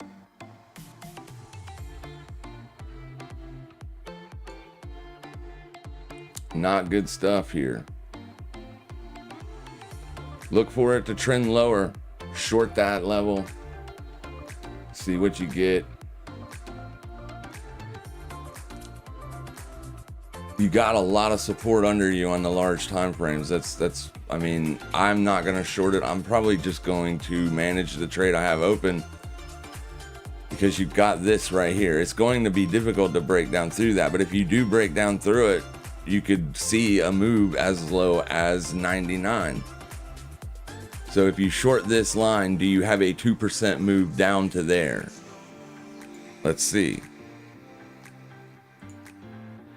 To the open, you do 2.46%. So you can short the white line and target like right there. But beware, right? You can get chopped up. Everything is still structured very bullish. So I don't love the short. But this would be your opportunity if you are going to take it.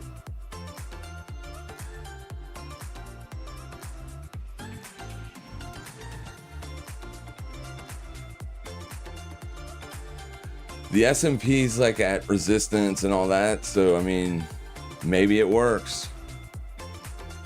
But I'm not, like I said, I'm pretty much done. I'm just going to manage the Pingu trade because I really don't have to sweat that one as much. But I can tell you I'm not loving it. I'm not loving it at all. You've actually shifted the moving average cluster. You came back in for an absolute flawless retest of it, and you've seen a downward thrust. So, I mean, any minute now, this thing can give away. But clearly, if Bitcoin does find support on an intraday basis, you have not liquidated the day low yet on Bitcoin. Oh, yeah, you did right through here, but that was at 7 o'clock. So you haven't liquidated the day low yet. That's probably going to happen before Bitcoin becomes bullish.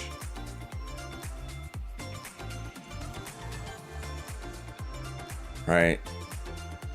With the ES being at resistance, like I said, Bitcoin sometimes is the leader. So it kind of led the market this morning, right? It traded up into the weekly supply and gave you the rejection. So that was the signal right there. You gave it all back within a period of just a few minutes. Boom, boom, right back. That's a rejection. And the measured move would give you, this would give you a measured move. It's not a huge move, but nonetheless, it would give you a fresh low of day if you got the measured move. You're still kind of in the consolidation or the distribution. We don't ever know what it is until after, when the move happens. Like I said, if there was anything that you could look at on the chart to tell you what it's getting ready to do, then it would be easy. Everybody would just do that and then make tons of money.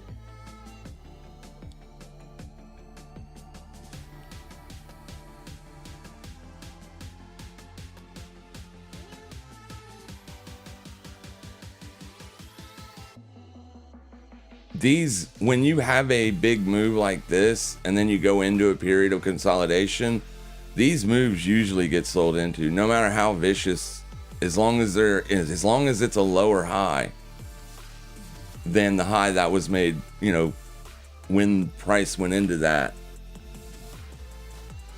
I've seen so many moves lower and then big jumps higher that looks good, and they just straight get sold off.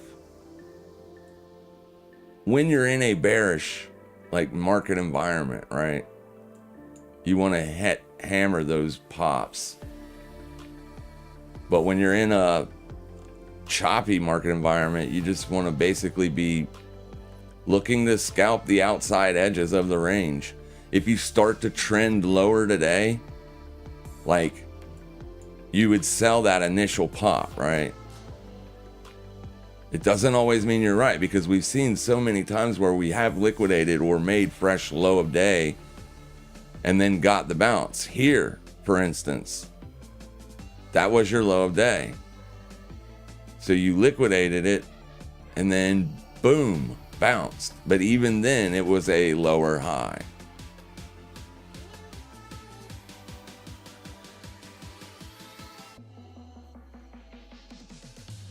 Very choppy.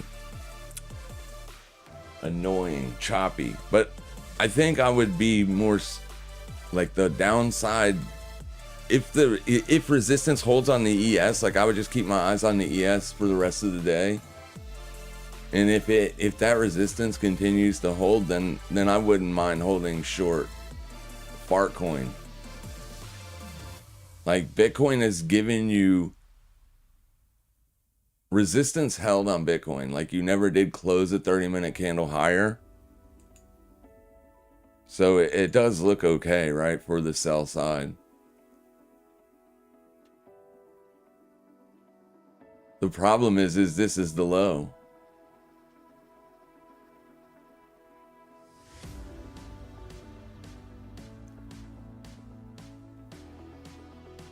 You're even starting to see that resistance come into play here on the ES.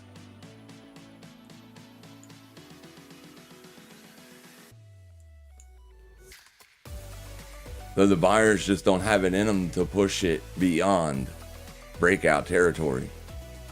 Not yet anyways. They may show up after noon, but even gold is starting to look worse. I mean, it's still okay. That's an okay close. But the fact that it closed just now, right on that midpoint, I don't love that.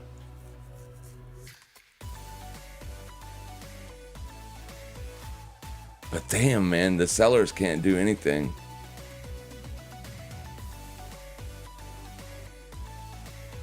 When you see this kind of price action, it's best to just sit on your hands.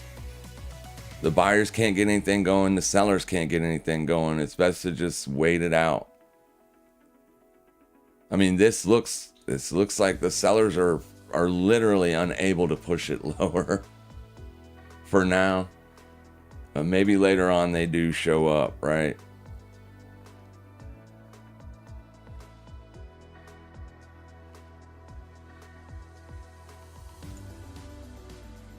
This is chop.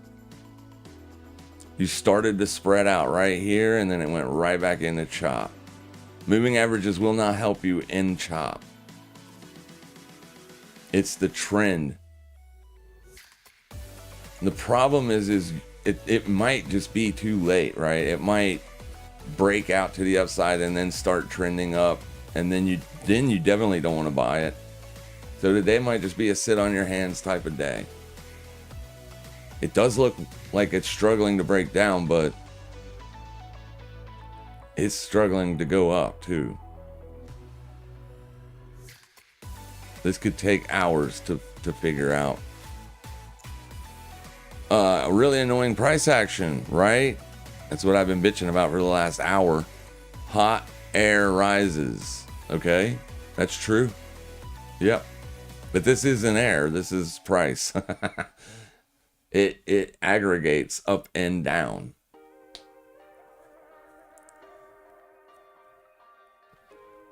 It aggregates up and down. It's constantly looking for buyers and sellers. What's Amazon doing? It's still down, but it's not broken down yet. As long as it holds this area, I'm going to keep that trade open. And gold, I mean, oil was a pretty good trending move Wednesday. So you've been able to at least catch a near-term trending move lower on oil. I didn't, unfortunately. Silver's even been trending to the upside, except for the last 2 days. You're an inside day today. And gold has just been a hot mess since it traded back up into this area. But you can see where the buyers are buying it. They're defending that trend line. So if it breaks back down, it could be a forcible move lower. But that's a big if. So it's not just choppy in one market. It's choppy in a lot of markets.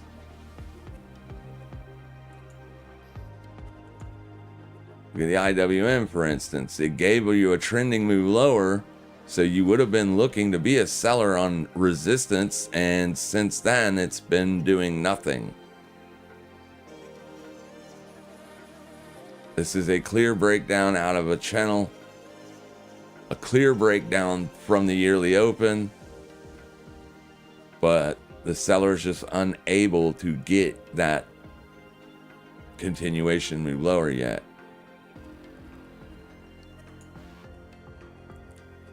Oh, not that, this. The IWM could be a sell today as long as it holds 220. If you start closing candles above that, I would leave it be. But if it stays under that, I could hold shorts, or at least, an at the money put. Bitcoin is breaking down. It's trying to make that fresh daily low. It tried to and failed just a second ago.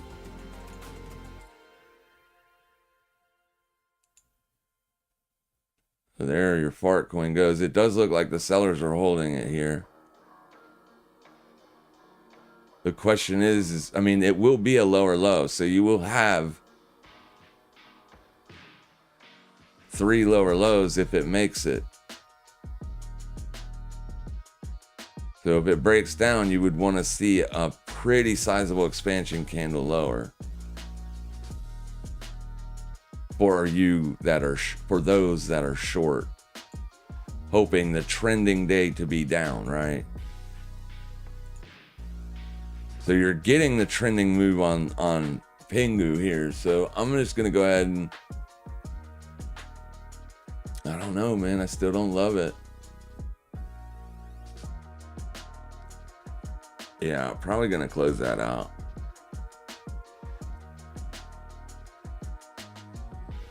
And keep at least half of the money. So it was a positive week and a positive day. It just didn't it didn't work out the way it looked like it was going to. It looked like it was going to be a great day.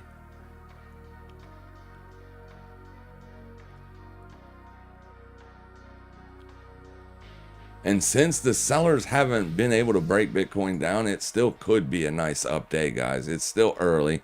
There's still plenty of time here. You look at this on a 30-minute basis, like, it hasn't gone anywhere still. Like, even the last close was a lower close. Was it? Or was it? 521.20. 517.13. So it is a lower close.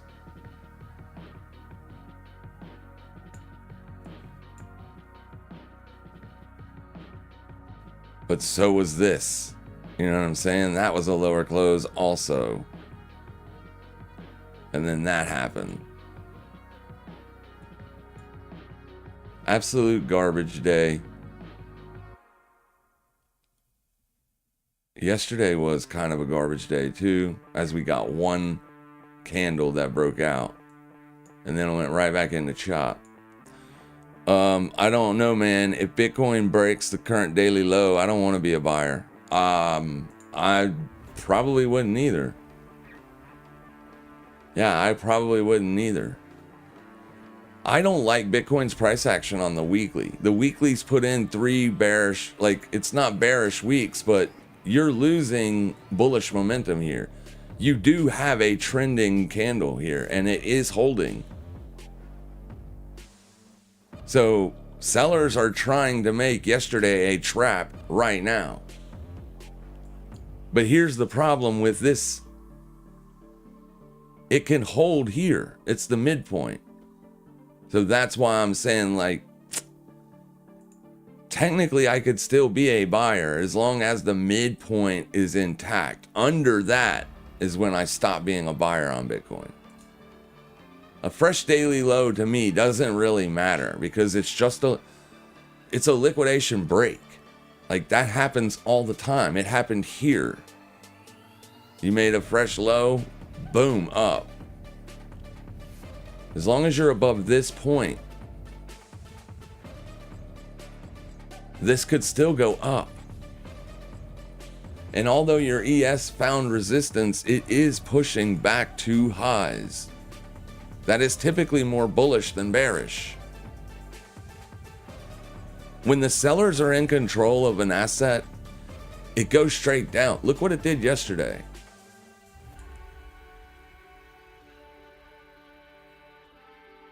Here's your New York session open. You had one 30-minute candle closed up. And then every candle until noon was a lower low and a lower close.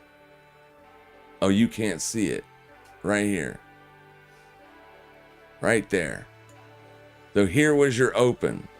So you opened 9:30, closed at 10, then the 10 o'clock candle opens and pushes lower, lower, lower, lower, lower, all the way until noon.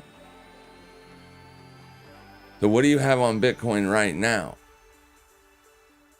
Kind of the same thing. Here's your 9:30 open. It pushed up. There's your 10 o'clock candle. What did it do? It pushed up higher, but then closed lower. Lower, lower. So I get it. I get it. Don't necessarily want to buy this. But this is the point where you can start saying, okay, definitely don't want to be a buyer. So don't buy it here. Maybe wait, see what it does when it gets here. Either way, if you're sitting on hands, you're not getting chopped up, right? If you're sitting on your hands, you're not getting chopped up. Fartcoin has liquidated the low of day. And it is pushing. Like, generally, we want to see a wick for a liquidation break. But we've seen liquidation breaks happen over a period of 4 hours even. But yeah, I get it. It doesn't look good. You're starting to see the trending move take place on Fartcoin. So the daily VWAP held as resistance. If you would have sold this right here when I said you can sell this, then you would be a little bit happier than anybody that bought down here. So, I mean, it is what it is. But now you're fanning out, and you're fanning out towards the downside. And that also means you're breaking under the 4-hour 50 moving average, right? Right there is your 4-hour 50. So your downside target, I said, if you short here, is here. You're getting ready to hit take profits on the short trade. And that's from this white line to this white line. That was a 2.5% move.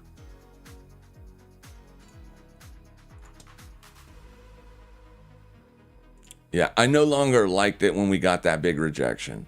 It's as simple as that. Because that doesn't happen when the bulls are in charge. You might get a pullback, but you don't get a massive rejection. It gave back the entire move up. 9:30 pushes down and then up. And then 15 minutes later, you're right back into the open. That's not great. Not great at all. So, I mean, it is what it is. It is what it is. So I'm taking the Pingu trade off on the next bounce probably just because it's a wash. Look at that. Up and then rejection. That's never a good sign. Ever. See, look, when you were pushing through here, you chopped sideways up on the highs. That's a good sign. If you would have traded up into here and then, 15 minutes later, come straight back down, that's not good. Not good at all. Even here, it didn't look that bad, right? Because look how much time it took for it to give it all back. It's when you give it all back quickly. That's when you got to be careful. Like this. Bam, bam. Right next to one another. Take profits if you took the short. You're into your profit taking area.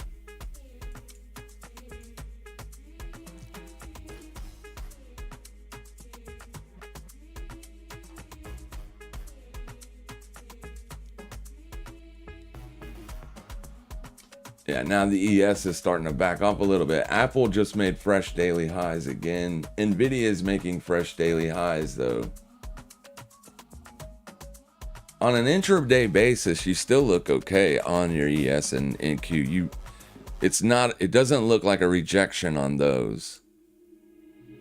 You know what I mean? Like, it's taken a lot more time and you're still holding a lot of the move. As long as you're above the intraday VWAP on the ES and NQ, you're in okay shape. This is your intraday VWAP, the dotted purple line. So as long as you're above that, it's okay. I don't know that I would be a buyer there. Not because you're at resistance. You know what I mean? You're at resistance. I like to be a buyer at the VWAP when we're at support.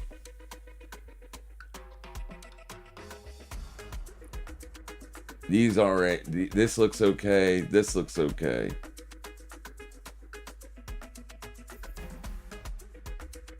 Bitcoin is just still not doing anything. You're into an area of support on the CMEs.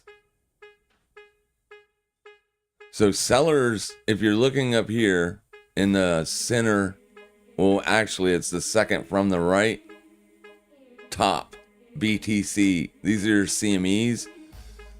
The sellers need to see a 30-minute close under this point. Under 116.775.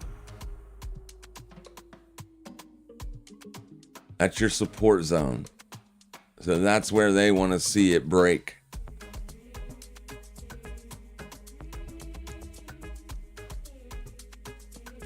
I don't know if it will, but that's what they definitely want to see.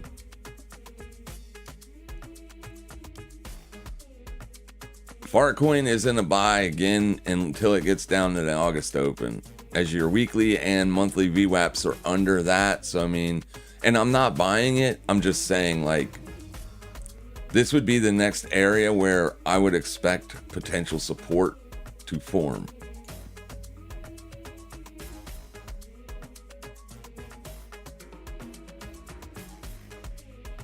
And then what would we have on Pingu? Well, the midpoint on Pingu is all the way down into here. So I'm going to go ahead and close that and then look to reassess when we get down in that area. And that would be a $211 gain on the Pingu trade. Clearly, I was looking for a breakout to the upside. It just didn't happen. I will catch it when it does, if it does break out to the upside. I will catch it. This thing looks like Bitcoin, as in it's lost a lot of its bullish momentum. And it's defending these highs. So as long as it defends the 786, the sellers still have it. It's above this point, or not that point, that's a 618, but it's above the 786 where the buyers got the sellers back against the wall. That's when you really can see a breakout happen. But that's like the last line in the sand for sellers' defense. But yeah, garbage, choppy price action. 1 o'clock is when the buyers stepped up on Pingu yesterday.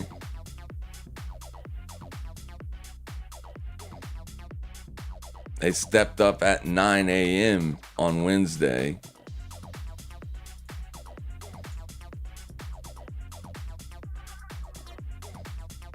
So maybe it wants to come all the way back to the yearly open. I don't know. Let's get rid of all this stuff.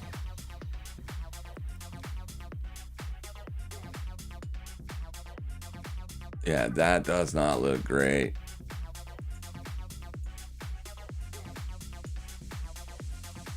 The midpoint is going to be just above the open.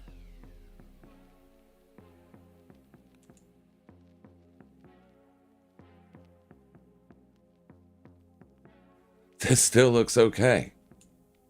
Like, for the longer term setup, it still looks okay. You're not. It starts to look a lot worse under the midpoint, right? When you have a candle that gets underneath the midpoint and starts to look like that, that starts to look a lot worse, because then you're threatening to get all the way down to the open, and that is a rejection. And then if you get something like this, that looks real bad. I don't think you're going to see that. There just isn't enough downside momentum for that to happen. So it's kind of disheartening, because I'm like in a position here that still looks okay, but I don't love it. If that makes sense.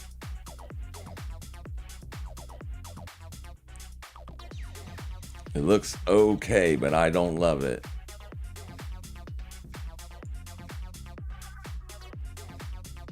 taken forever for it to resolve back above that trend line and get anything going. If it did do that, you would probably see like 2 or 3 more up days, because that would be a big breakout zone. Oh, your S&P is still chopping, and it's chopping up on highs. That's usually a better signal than a bad signal. If it can stay chopping up in these areas, then that's going to be very threatening. It's if you break down under this and start to see downside continuation, then you'll know the update's probably done, right? Apple is making fresh daily highs. Microsoft is the one that's putting the pressure on the ES, as you're making fresh daily highs on Nvidia as well. Though Microsoft finds support and starts to go up, your S&Ps are probably going to make fresh daily highs. Tesla looks really good even. So even though the bulls lost their momentum for the first half of the session, we'll see if they can get it back in the second half. If you're holding the fart coin short, you're okay, but you're definitely in a take profit area.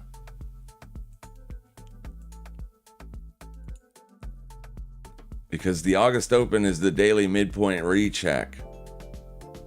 If the bulls don't step up here, this will be the last place for them to defend. So your short from here isn't like perfect. The shorts from up in here, they're safe for now. They don't have to do anything for now. You do have a bearish engulfing on the 4 hour, and there's 37 minutes left on this. You had a bearish engulfing here as well. So on this chart, it looks like the bears have got it, and they'll probably keep it, is what it looks like. But I'm sure the bears thought they had it here too, and then 3-4 hour candles later, it was right back up to their entry. So I mean, it's choppy. It's choppy, and until you get above that weekly 21 exponential moving average on Fartcoin, the pressure is still to the sell side. So the bulls really got to get something going above this area, and if they got it up above that, you would see probably a large move to the upside. So where are we in terms of a weekly 21 on this?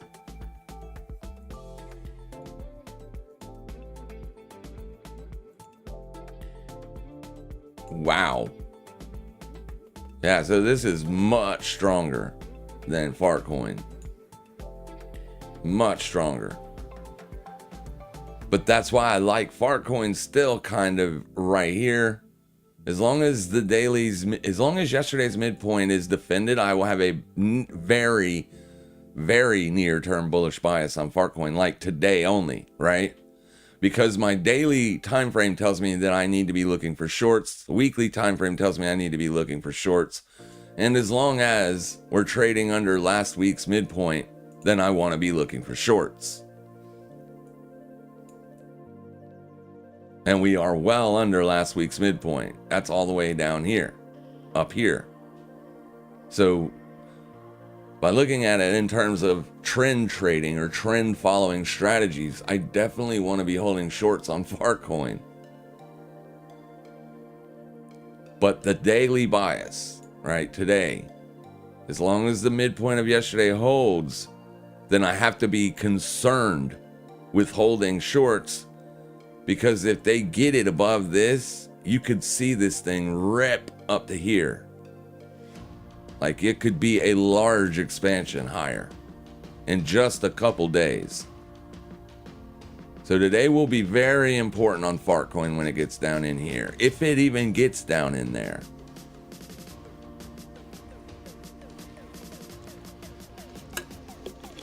So it's a difficult one to analyze, no doubt.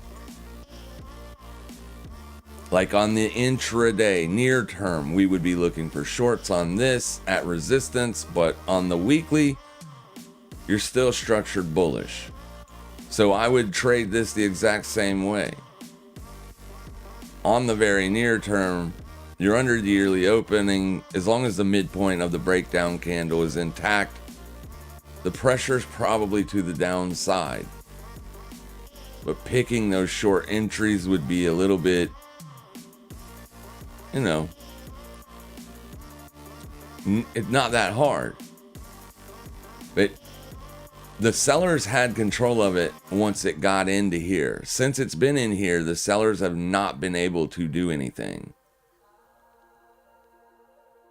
So until this range is resolved, it's a chop. You know, it's a return to the mean type of trade.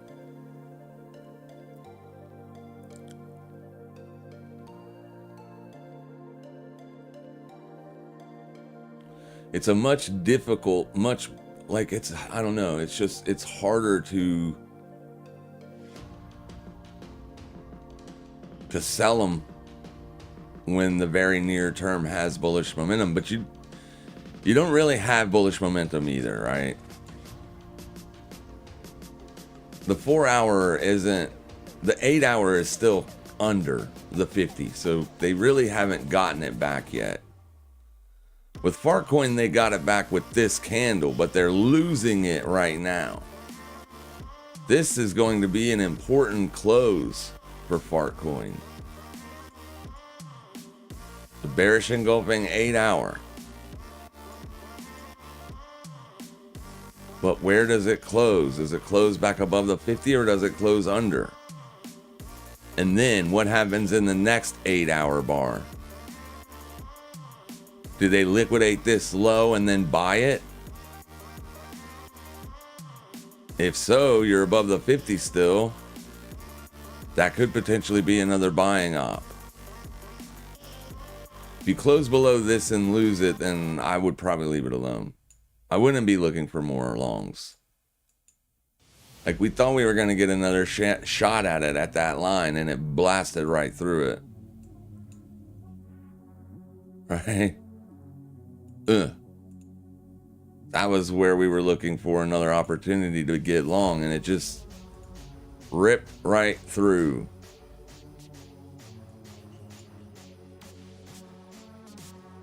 Blink. So sellers are going to be hitting this every time it bounces. So I wouldn't be buying it. The sellers are still in control of it all the way up to here. Keep that in mind. So even if you bounce off of any one of these levels, each bounce is potentially going to be sold into in that region for trend continuation.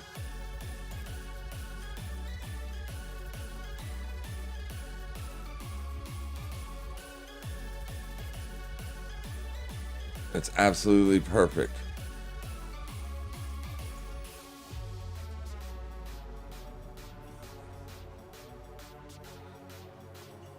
Any other questions? There are a few. All right. Thanks for your advice. You're more than welcome. The truth is, I got trapped in a short yesterday at the one spot, or 115888. Let's go look at that. 15188. 888, not 188. So yesterday is Thursday. Ooh. Yesterday? Okay, over here is yesterday. Got it. Yeah, you literally shorted the lows. I don't mean that in a bad way. I'm not trying to disrespect you or anything. Trading isn't easy because we never know what's what, right? We never know what's going to happen, is what I mean. But generally speaking, you don't want to be shorting the lows. And it's not as easy to see that as it is in hindsight, but this would never have been a shorting opportunity for me. Like, I would have never told anybody to go short right here. You probably did because of that. Like, you were like, oh, price is going to break down through here. It's going to keep going. So, I mean, it happens. If you're a newer trader, it's going to happen more, right? It's going to happen again.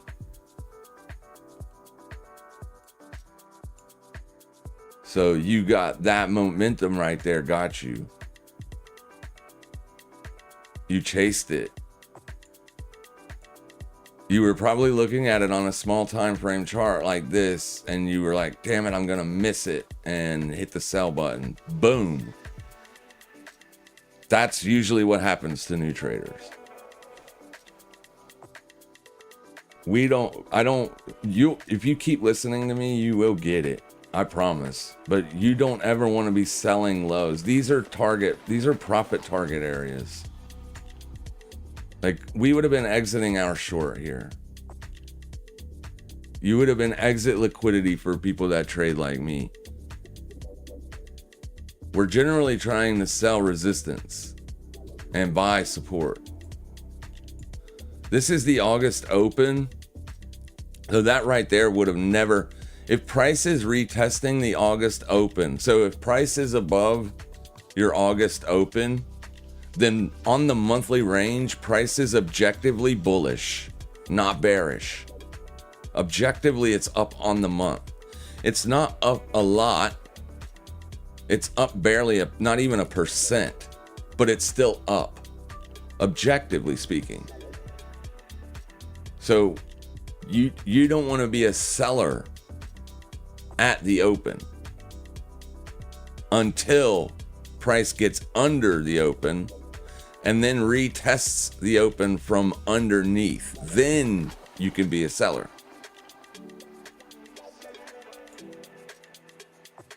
It broke out here, retested it here. That's a buying opportunity for our strategies, for trend trading strategies, right? Trend following systems. That's a buy at support if it holds. And that happens so fast. These are 1 minute candles. So 1 minute you were at 116.104, the next minute you were at 115.7. That's a pretty fast move. 1 minute later you were right back. 2 minutes later you were right back up to 116.1. 4 minutes.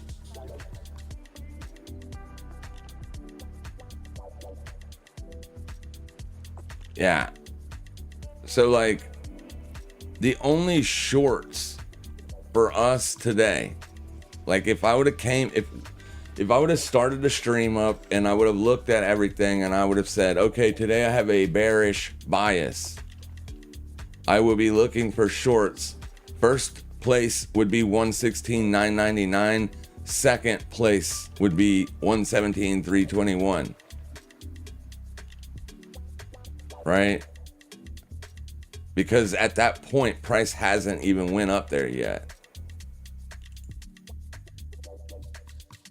Let's get to 9, because that's what time I start doing live streams.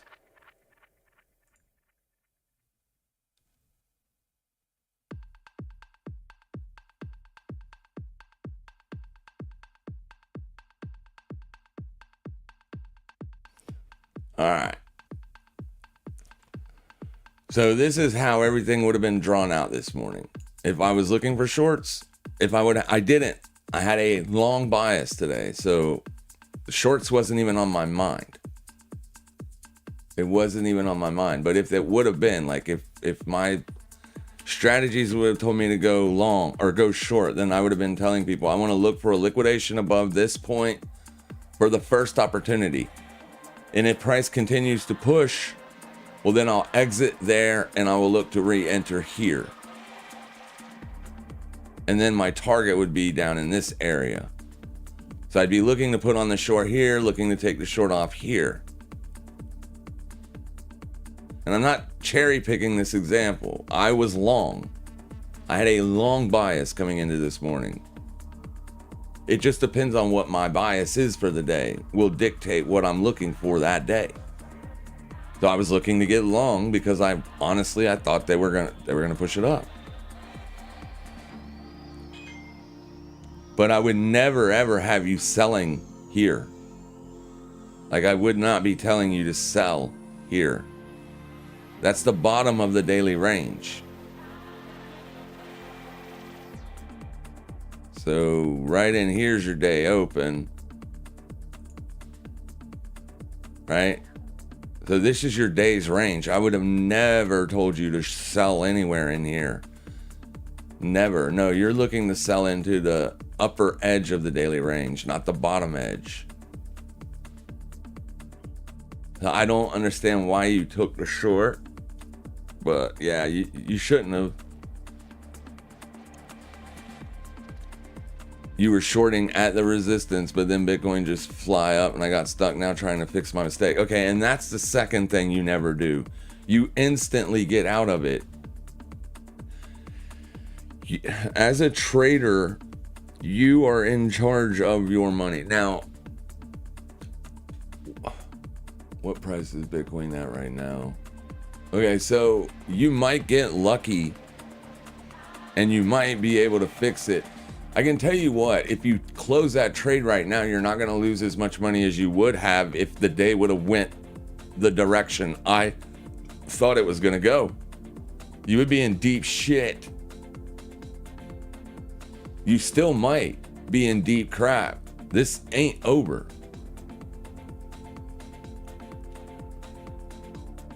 Hopefully it works out for you, because I never want to see people lose money, but yeah, you have control of that. You're the only person that can stop you from losing money, my friend.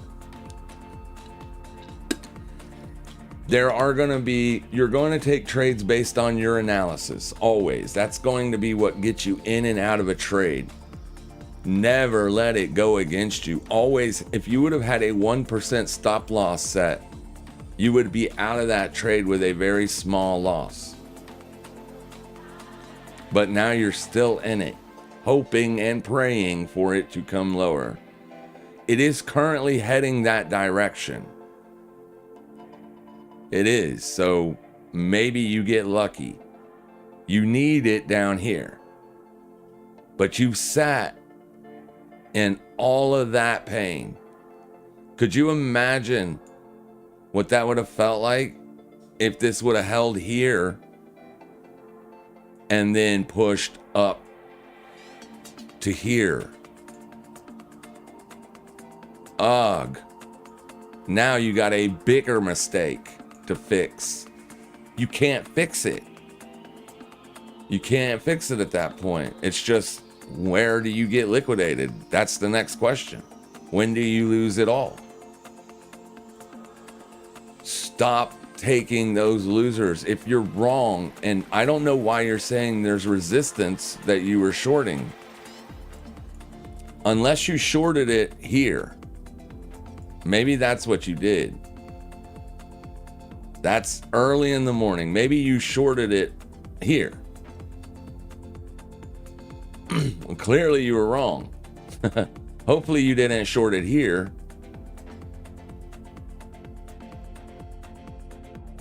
Hopefully you did try it there, but you should have been out like 2 minutes later. 3-4 minutes later, you should have been exited out. You're wrong. Price is always going to let you know when you're wrong. It's telling me right now that I'm wrong because I'm still holding the Pingu long. It's literally telling me that I'm wrong.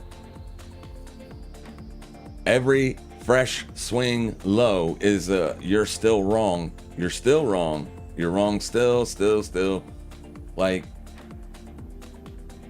guys, only you can control what you lose. You can't control what you win. You can only control what you lose. That's what makes me good at this, or better at it than anybody else, is because I know that.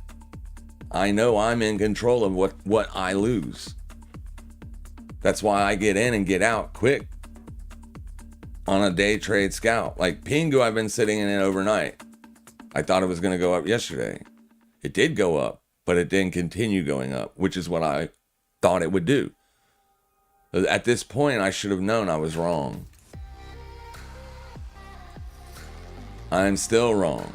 But here's the thing. Am I willing to lose all the money up to this point that I will lose if it continues to push down? Well, that's the question. The answer has to be yes, because that's going to happen. Right? But it's up to me and only me. I can close this trade out now for a $170 win, or I can close it down here for a $100 win. That's the only options I have right now.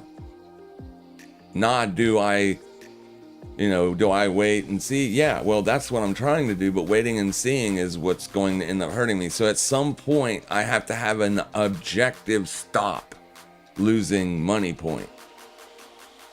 Well, that's going to be here. Objectively, I will quit losing money when it gets down to there. That will be the last penny I lose.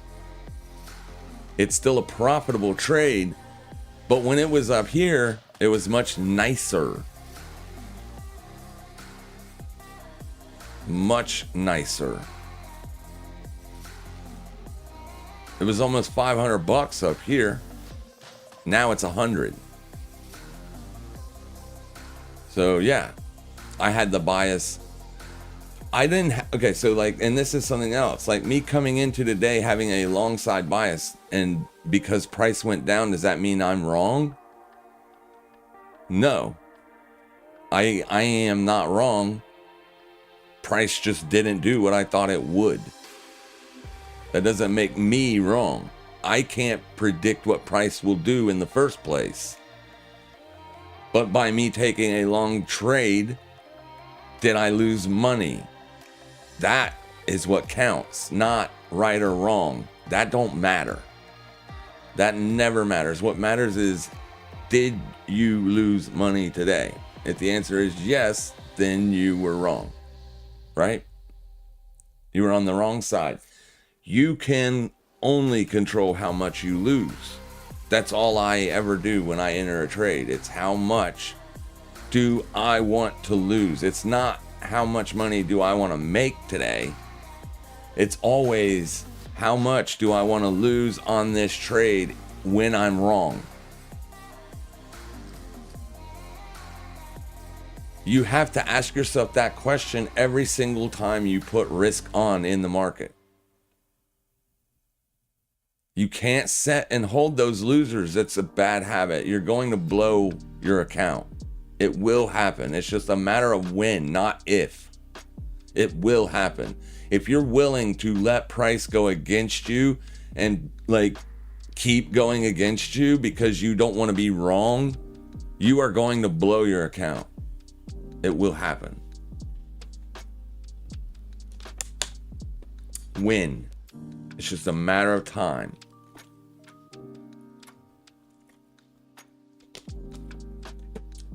I'm up on the day and I was wrong. That's all I'm trying to say. Like, you're down and you were wrong. It's not about right and wrong. How much money do we want to lose? That's what it's about. We never know. Like, I have no clue if price is going to stop here. That's impossible for me to know. If I knew that, I would be a trillionaire, guys. Please stop setting in losses. Please stop doing that. You're going to blow all your money because price is going to continue to go against you more than likely. I have been in trades where I let it go against me and then I exit it. And then as soon as I exit and take the loss, and it's usually a massive loss because I sat in it, praying to Jesus that would come back. Just let me get out of this so I can only lose like $1,000 instead of losing $5,000, right? it's already over for you if you're at that point. To be a successful trader, you will never go into those points ever again. You will never allow it to get that far. Ever. And you know when you'll stop doing that? Once you finally realize that you have zero ability in predicting price direction. Once you fully come to that term and that realization,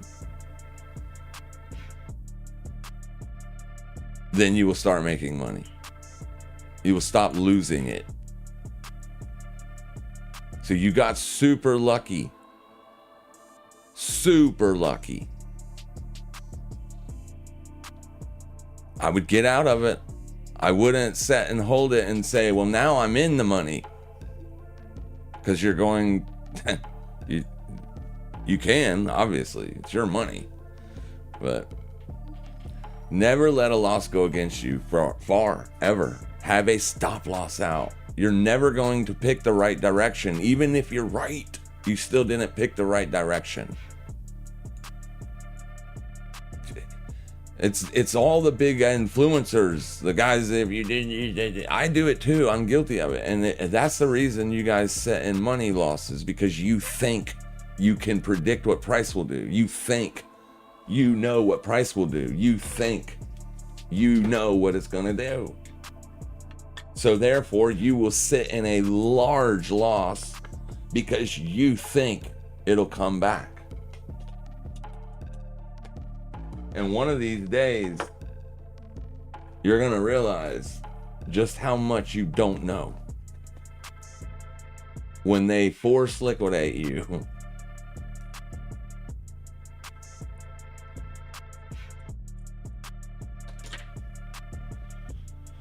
Yeah, we have no clue ever, not for 1 second. I can't tell you what one of these candles will do. Not one of them.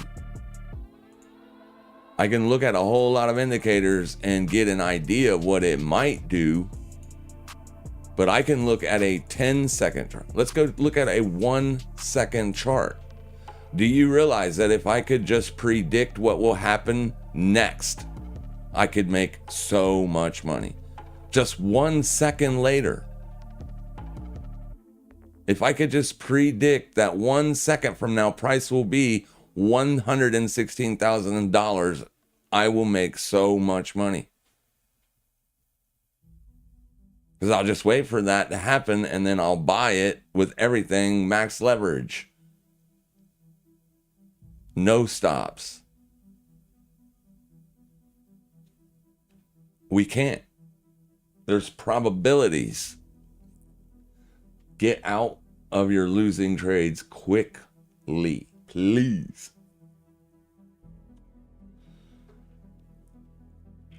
And then your accounts start to do better.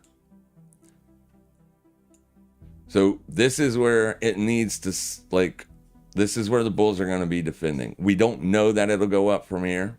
So I'm not telling you to buy here. Chances are the sellers will hit it on every single pop now because you're experiencing a trending day. You've lost the chop slot. You trended. You made a lower low. You made a lower high, then another lower low. So now the sellers are going to be hammering it all the way up to 116,390. They'll get involved for the rest of the day, probably. That don't mean they'll be right, but the day is now trending lower. So we'll see what the day does, though. If the day refuses to go under this point, then Saturday and Sunday will probably be, by the lows or as close to the daily lows as possible, looking for Monday to go higher. If it breaks down through this and gets back under August, then you're going to be working on a bear trap or a bull trap. Like, it's already working on that. It's already saying this was a trap. It just hasn't concluded that yet.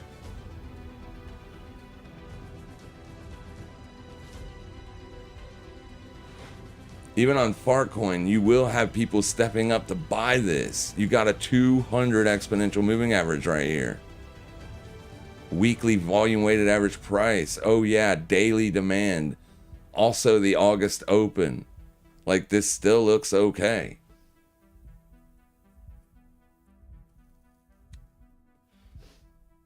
But if you buy it, you're going to be buying it with downside momentum, so it might not work out. I hope it does.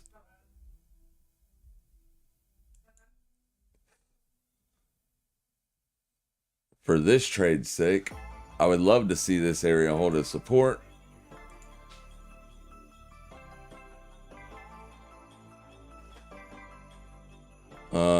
But we'll see. We'll see what it does. On the day, like, yeah, so anytime you're trading dailies above the 21, it's a good rule of thumb to just go ahead and say, I can't be bearish today. It's not going to be perfect. You can look at it in hindsight and see that, right? You can see that. Because there's going to be periods of time when the 21 is nowhere near where price is trading that day. But a good rule of thumb before you start shorting anything is to look at the daily chart with the 21 exponential moving average. So if you can stop shorting things when you're closing dailies above it, you'll be in better shape long term. Now, there's going to be times when you're going to short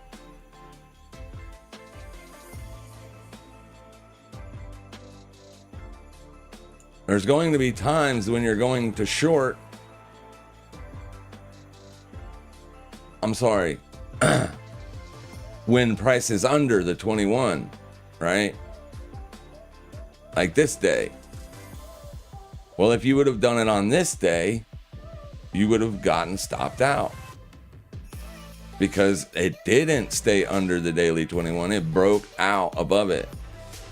And then the very next day, you would have been a buyer. As close to there as possible, right? Because that's what I tell you to do. So you're going to be a buyer there. Nope. Well, you just said it doesn't matter what I like.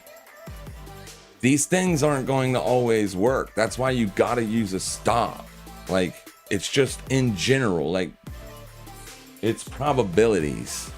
Based on probabilities. You can't just, nothing is going to work 100% of the time. That's why you got to use a stop loss. Because we can't predict what will happen. On this day, you can bet your ass I was telling people, yeah, I'm going to be long if we trade into support. Guess what? I got stopped out. So we didn't win a lot of money that day. Boo-hoo, right? No, you know what didn't happen that day? I didn't lose a lot of money that day. That's what didn't happen. I lost a little bit of money. And chances are the money that I lost on this day didn't count for the money that I made on the previous day.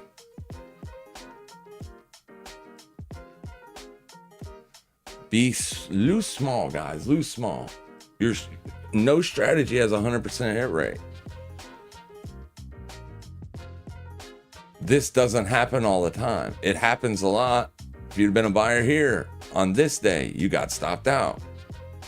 If you would have been a buyer here on this day, you got stopped out. But what all I'm trying to say is, are you going up?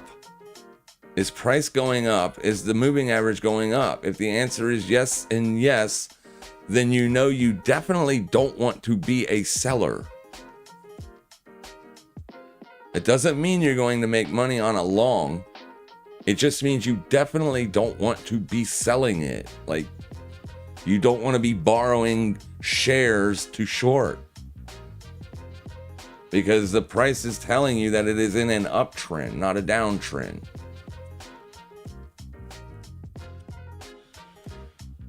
Here's the rub. The markets are bullish right now. So our long entry did not work on Fartcoin, but we did not lose money on it. We actually made $10. So that covered the fees. All in all, I got out of that trade with a $2 profit. Now, am I going to be able to do anything with the $2? Absolutely not, but I did not lose money. I still have an unrealized gain on the day. So it is impossible, physically impossible for me to lose money today. That is the only thing that I have control of. Me, myself, and I. That is all. I cannot predict what this will do on the next open. I cannot predict where it will open. I cannot predict what it will do once it opens. All I can do is say, okay, well, I am willing to lose $30 if price pushes under here and gets back above it. Then I can put on a long with a stop loss to the effect that means I will only lose $30 if it continues to keep pushing. That is all we can do as traders.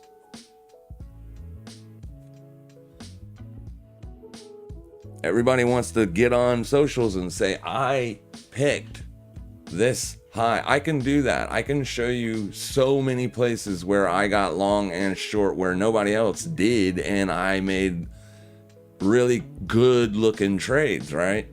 But that does not mean I'm going to make money in the future.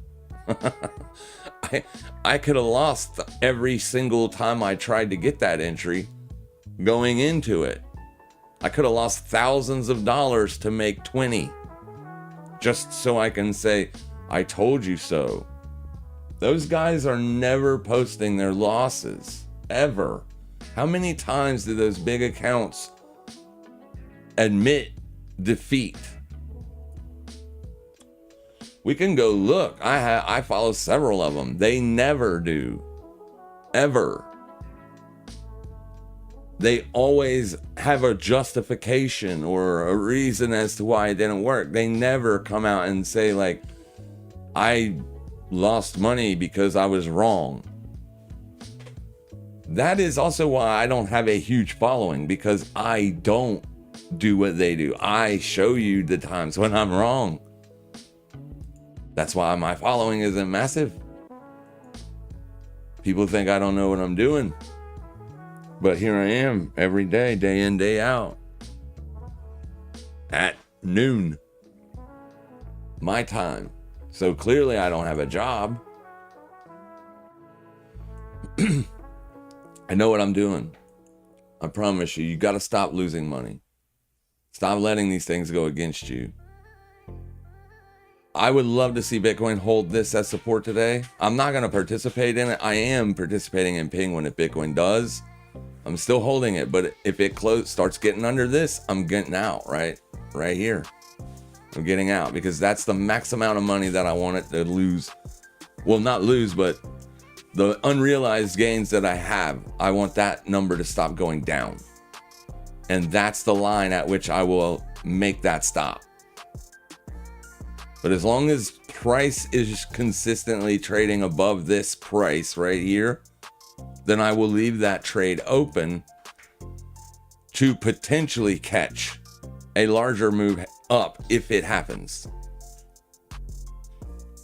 I don't know that it will happen. But if it does, that position will look nice because I'm long from there. Oh, you couldn't even see where it was long from. Okay, well, here, I was on Fartcoin. I'll show you.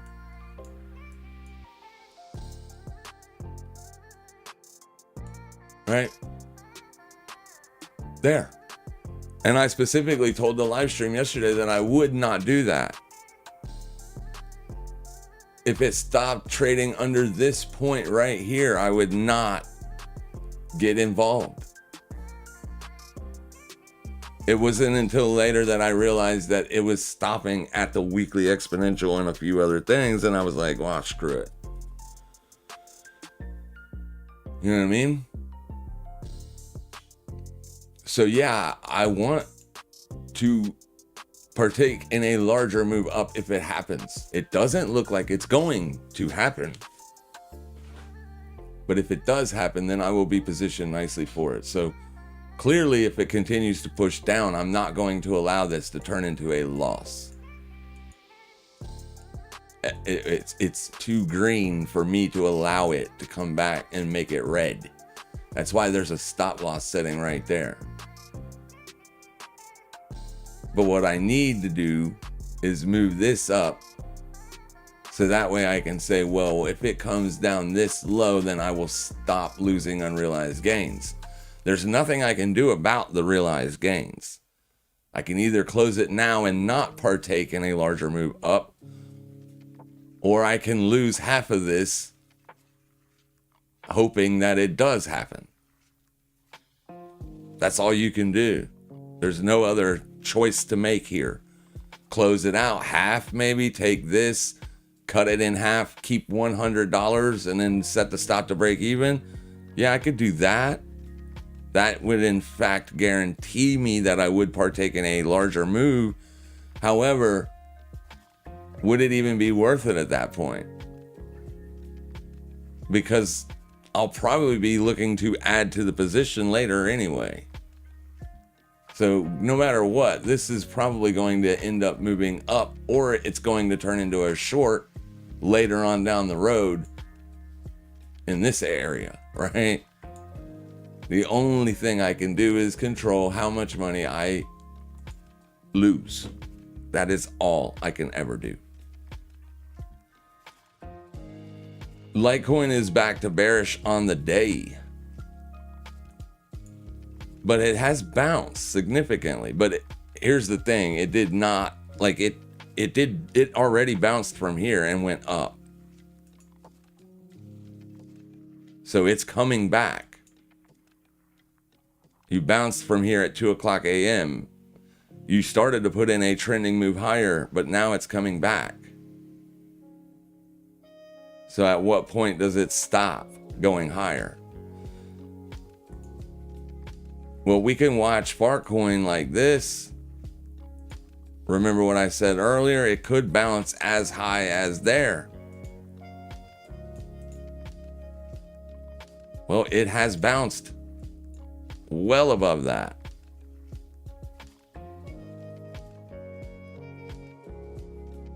So does that mean now that buyers are going to be right for the rest of the day? No, it doesn't.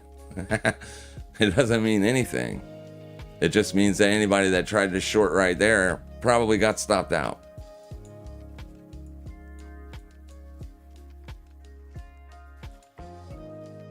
These choppy days will destroy your account if you let it. You know what I mean? It will. It should have held right here, but it didn't. Could we predict that was going to happen? No, we couldn't.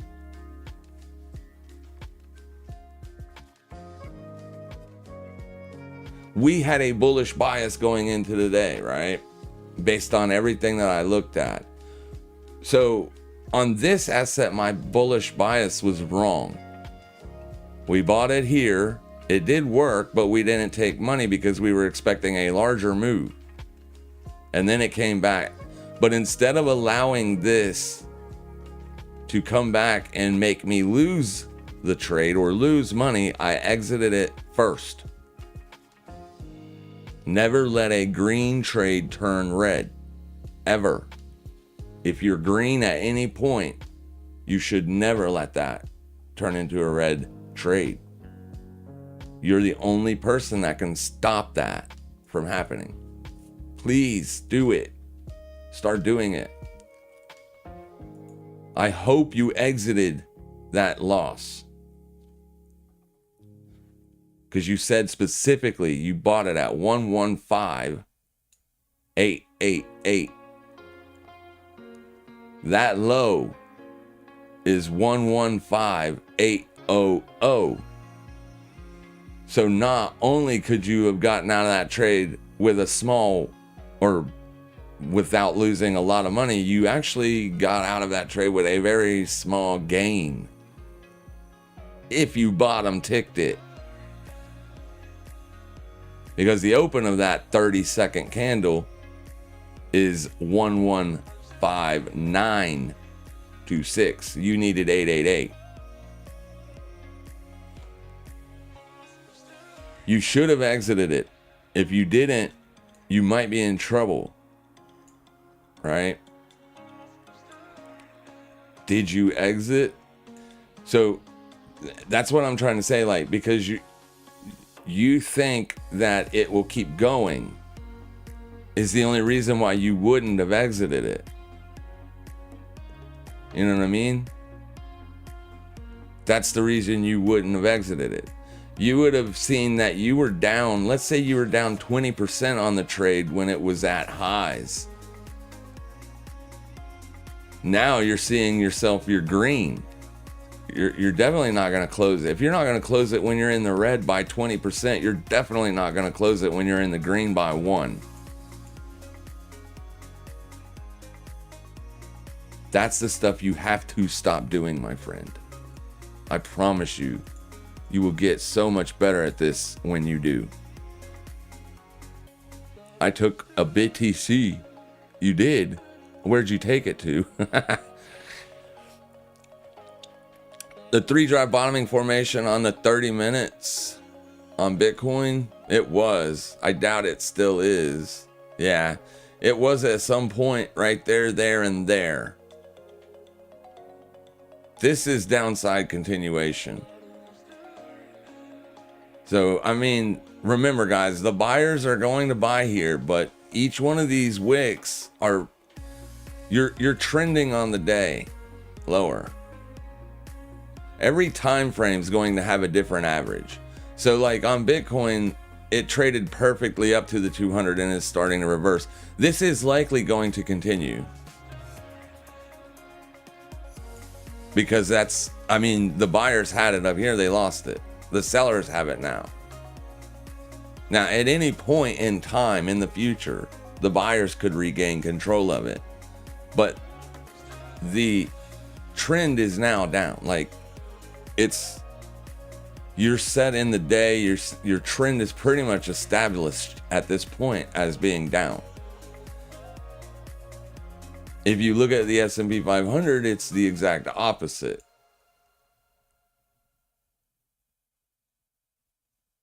This is the opposite. Like a 5-minute chart, you never even reversed the uptrend. You never even got to the 50. So not only is the trend up on the day, but according to the 5-minute chart, the trend is strong. Very strong. So there is a chance that the buyers do or could ultimately stop this from going lower. But we don't know that they will.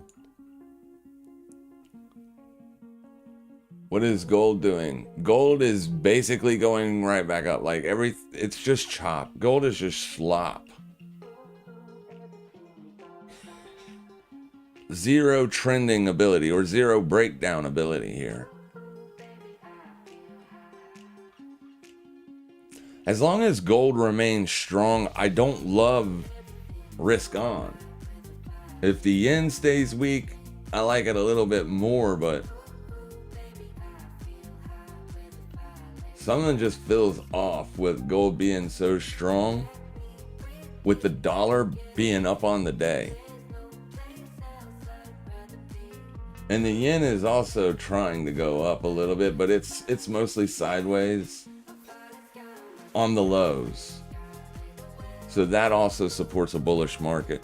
So I've given this gold short plenty of time to work out, as we shorted it over here, looking for this area to hold, and it's just not, right? As far as how much money am I losing because I'm wrong, this is the reason. Okay, so like for you, you were probably losing a lot more money than I'm losing, even though I'm sitting in this short that's clearly against me, right? Here it is. So I'm wrong, and I've been wrong on gold for many days.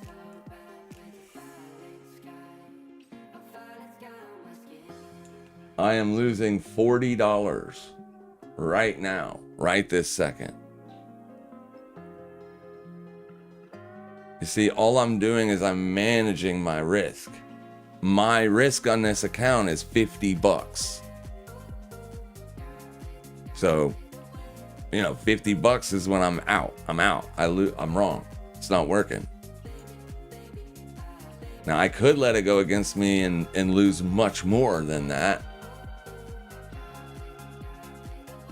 But what's the point? It's not working out. So I'm going to close that. And as soon as I do, you know what'll happen. I'll close the trade, and then instantly a candle like this will show up.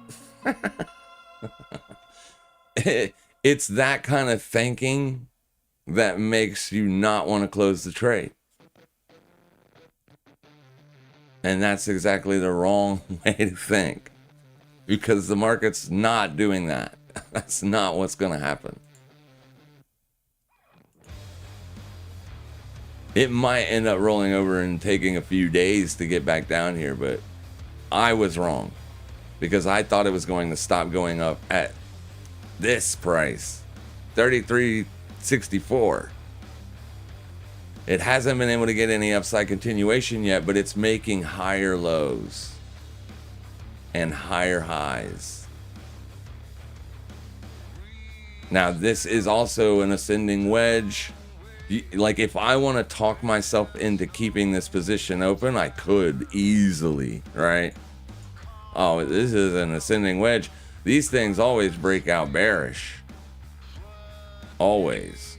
It never fails.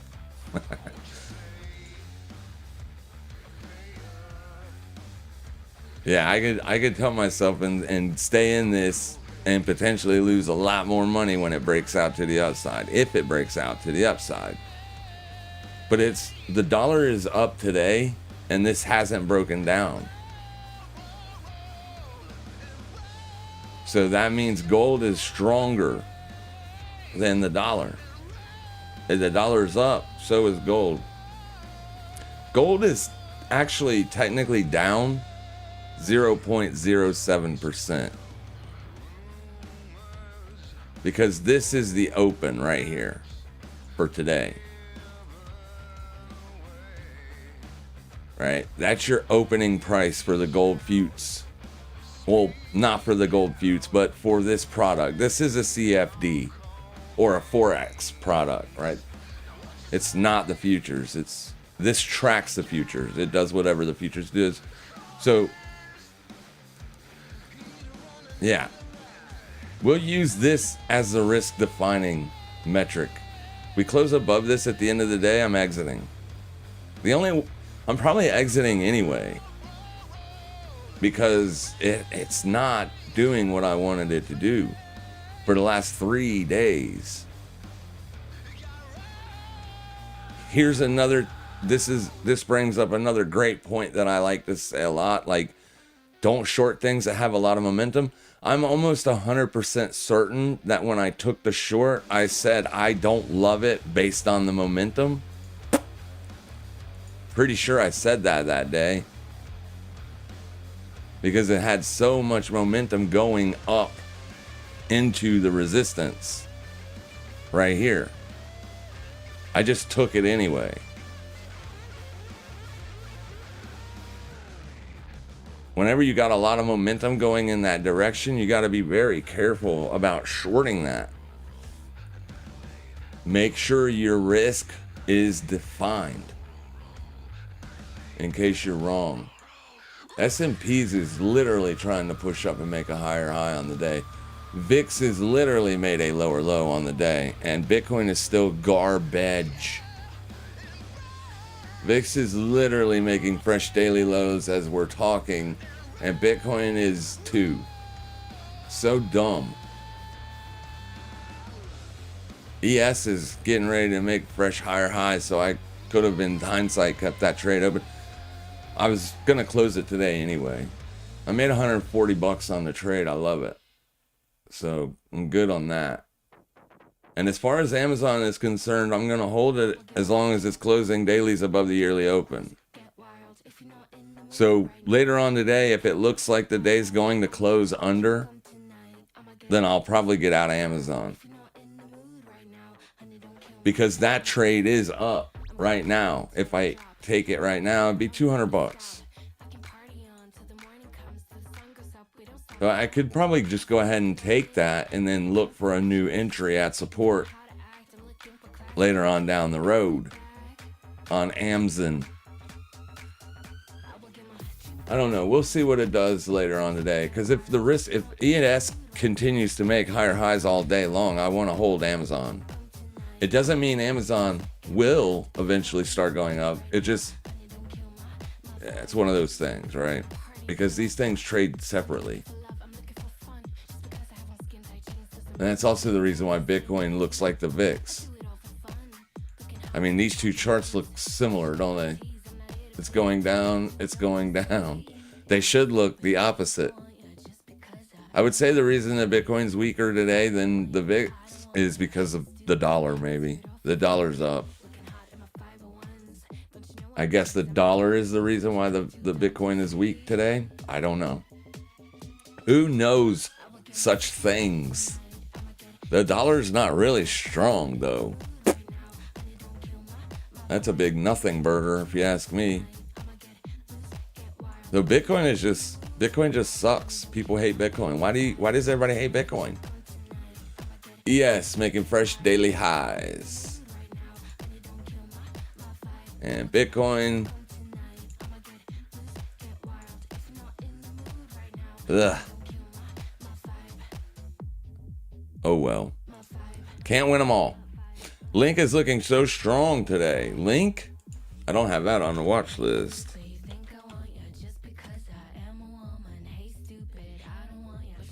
Does it? Wait, what?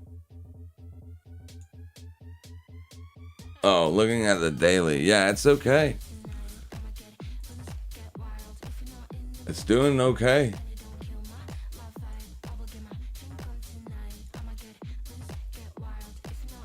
It was looking strong, and then it pretty much did the same thing that everything else did, right? But it didn't give it all back.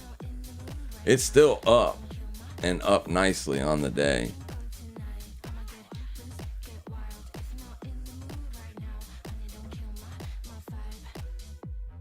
Still up 3.9%. So yeah, it looks okay. Hopefully all of these things turn around and start becoming bullish on the day. But it just doesn't look great. Fart coin.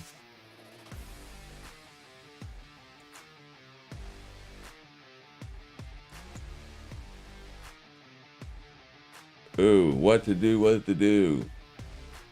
Nah, I'm done with Fartcoin. I'm not doing nothing with it for the rest of the day.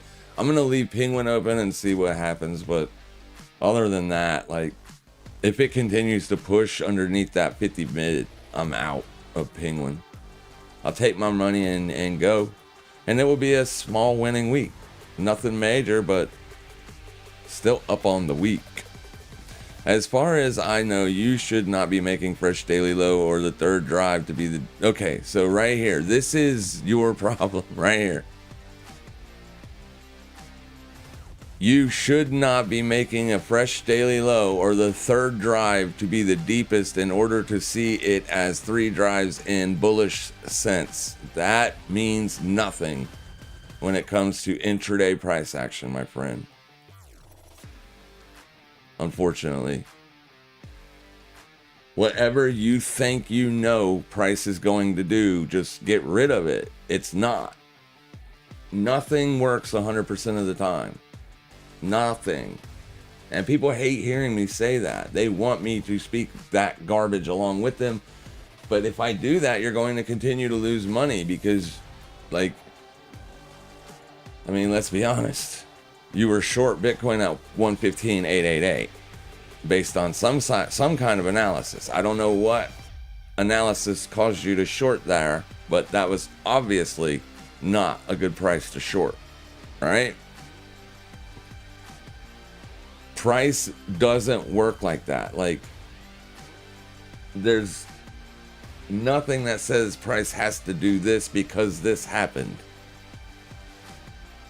It does occasionally happen because technical analysis becomes a self-fulfilling prophecy, but it will never predict what it will do.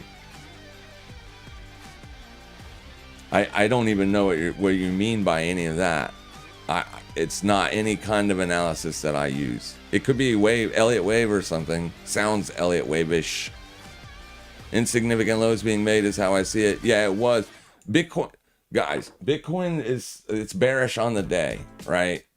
It's bearish on the day. It's down 0.5%. And everything else is up. The VIX is down, risk is up. You just made fresh daily highs on S&P. So Bitcoin could find a bottom somewhere today. Yes, it could. We hope it will. But it's down 1%. It's trending lower. It's already put in lower low after lower low after lower low. So it definitely has not reversed yet. You have still not made a higher high. And even if you do make a higher high, that does not mean that it will continue to make higher lows and higher highs all day, right? You just have to find and pick a spot where you want to be long and try it out. If it works, it works. But it won't work because the analysis told you to do that. It will work because buyers showed up or whatever. Or there wasn't any more sellers there, or it was exhausted, or for whatever reason it went up. We don't really care why it goes up. We just want it to go up. But, like, yeah, I mean, you can try to say, well, theoretically it shouldn't. I say it all the time. But what I thought would work out today didn't. It clearly didn't, because we're down here. I thought we'd be up here by now. It just doesn't work like that, unfortunately. I wish it did. I totally do. Because we'd all be so rich. Definitely do not like that left close. No longer see it very... Yeah, got you. Yeah. Ideas get invalidated. They do. Short at 116,145 and finally some profit. Nice. 116,145. That's a little low still to be looking for shorts, but it did work out for you. You got a nice push lower. So you were probably looking at like something like this.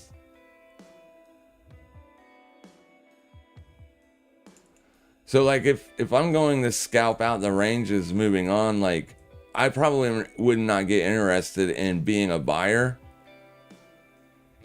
But if I could get an oversold tick or an overbought tick into like the VWAP or something like that, I could potentially scalp Bitcoin short for a reversion back into the range up in here. But other than that, I really don't see a trade. Not right here, right now.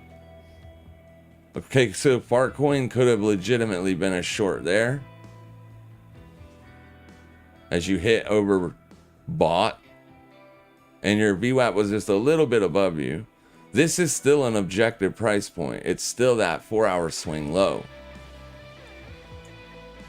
Right? So that literally could have been a short entry. It doesn't mean it would have worked. Or it doesn't mean it will work. It just, we could definitely manage risk from something like that. If the moving averages get structured bullishly in the future today, then you could potentially, as long as like these things have to still be happening, you still need to be making fresh daily lows on the VIX. You still need to be making fresh daily highs on risk. If those things are still happening and your moving average structure has flipped to being bullish, the 20s on top of the 50, the 50s on top of the 100, 100 is top of the 200, you know, like it looked like over here. If it flips to like that, then you could be a buyer at an oversold tech at an objective level. Then maybe you could buy it for a scalp back up. But Bitcoin is weak, even though risk is strong. So it could be shifting the trend right now. We just don't know. We won't know. If you want to do that, you could even look at a 30-second, as it will be the first one to flip. But here's a perfect example of that still doesn't mean jack, right? Because right here it flipped. You can see it starting to take on the flip. Your 50 blasted through both the 100 and 200. So now you just need that 200 to flip under the 100 there. Then you could be a buyer on an oversold tag. Right there. Boom.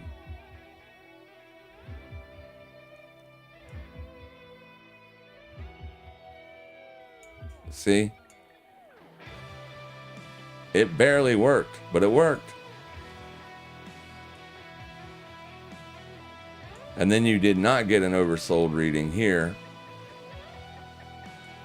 You can combine a bunch of different indicators to help you with your trading decisions.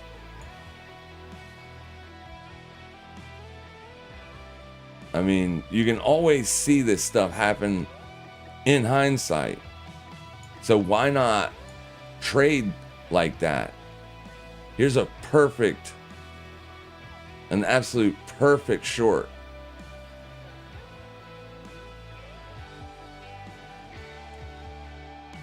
It just won't work all the time. So you have to be willing to cut loose of that trade if it's pushing up. So if you're waiting for an oversold or an overbought reading and the moving averages are structured bearishly, so you're looking for that to happen to take your short entry, even if you're not using an objective price point. Say you're just using indicators. Make sure you've got a stop in there with you, so that way if you get a big push up, you're getting out. You're getting out on that. You're not holding it. And keep an eye on your money. Make sure you're not losing money when you're doing those scalps. See, like here, you're getting ready to push into oversold. Would I buy that? No. No, it's still saying it's short. So this short right here, same exact thing. You pushed up into oversold, overbought, sorry, and the 200, and you just didn't get a very deep push. And then it chopped, but you're still good. Your entry was here. You entered on this candle.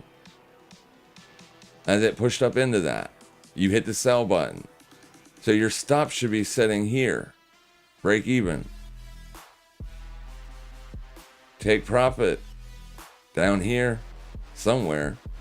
It's just on Bitcoin, that's not a very big move. It's not even a 0.5%. That's why I like Fartcoin. You get bigger moves. So this is only given one sell side entry. And that was right here. And it still isn't working yet. clustered up. So if price flips back above this and these things flip, then instead of looking to short the overbought readings, you're going to be looking to buy the oversold readings. But that's only after you've gotten above your averages. Could something like that work out for you? Yeah, it could. As long as everything else is still bullish. But right now, the sellers are still in control of this stuff, guys. You're trending lower.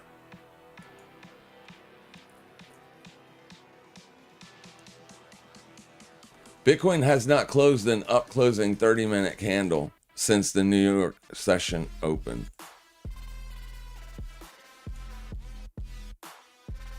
Why try to buy that? That's the only up closing candle you've gotten since New York opened. The rest of them have been down, down, down, down, down, down. This was the first time that it flipped the one time framing aspect. Because this candle did make a higher high, but they still sold it. So people are buying this because the trend is up. So they're buying it as a bullish pullback.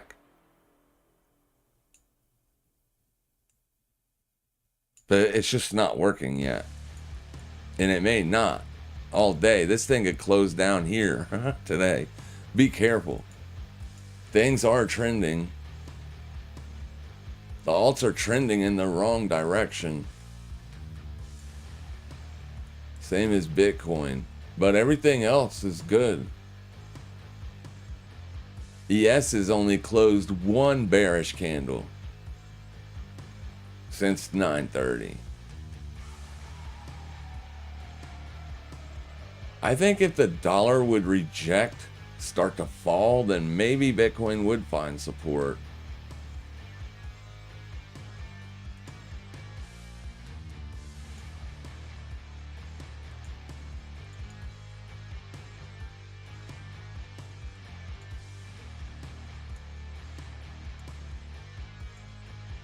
So through here, you're trending. Everything is flipped. Bearish. You're waiting for the overbought.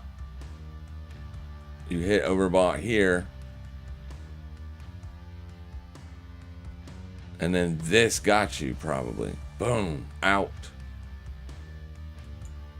It's impossible to predict that stuff.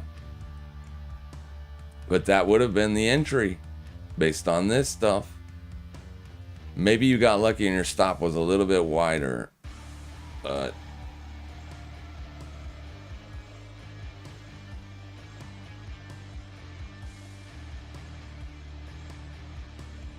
it needs to start pushing lower. Maybe that's what the problem is for Bitcoin. The dollar just isn't weak enough. Gosh, it sucks. Bitcoin, you suck.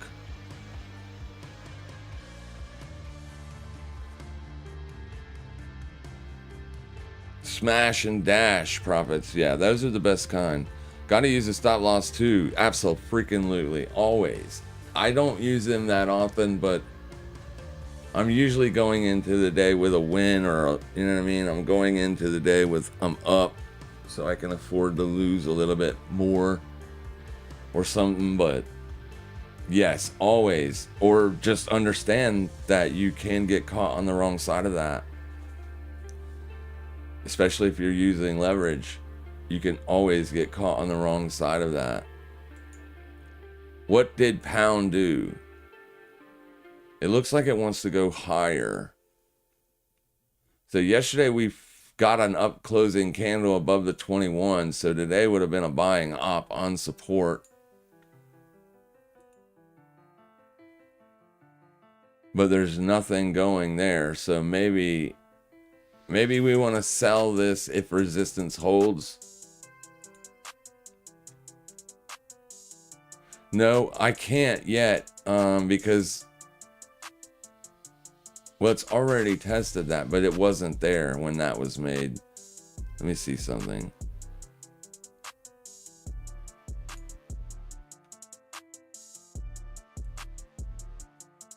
Oh, that's the month.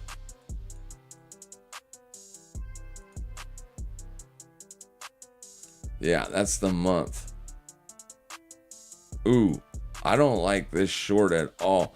If this was going to go lower, we would expect it to already be heading that way. That's last week's high. Yeah, right here, we would have expected it to dump. And it did start to make that move, and it's coming back up. So this is not a sell yet. This is a give it a minute to see what it wants to do still. Even if it fails today, I still won't like the short on this. We'll wait till Monday and see what it does. Because it may be wanting to come up to here, here, or here before rolling over. So, but Monday we'll have a trade maybe here on the pound.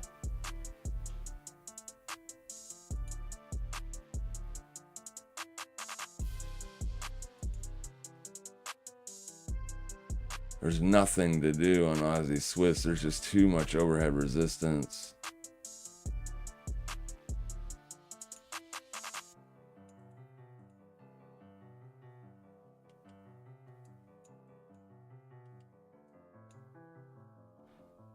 Where's Aussie dollar?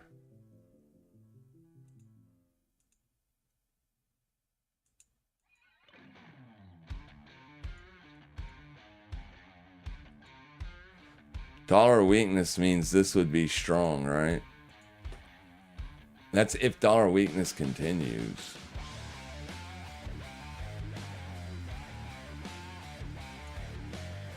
Yeah, the sellers could not get anything going down here, and this is why, right there. Damn it.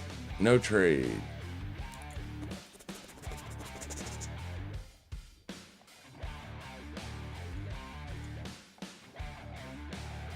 There's probably no trade on this either.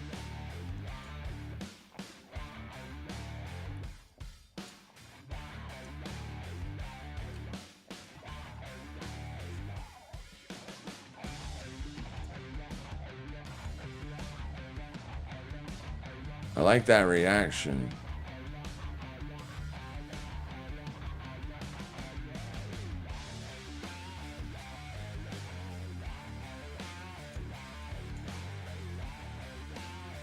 Dollar.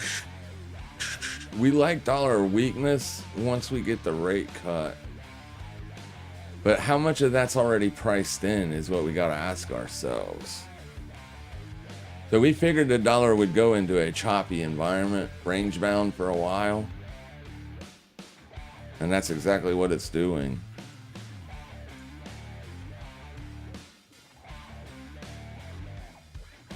So we want to see if they can hold here.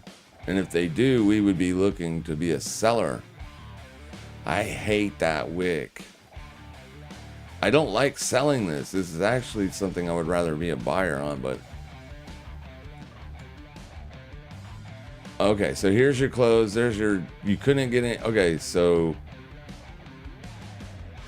It's too... This is still structured too bullish.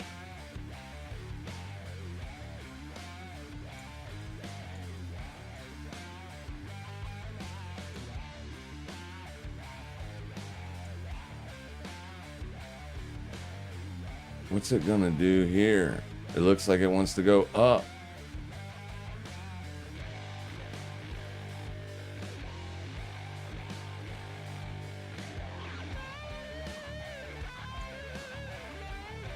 Looks like it wants to go up. 4-hour support.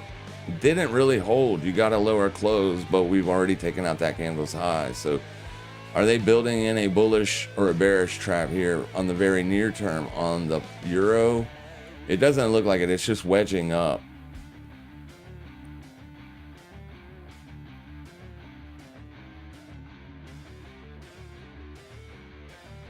See, one way you could argue that they're losing momentum here.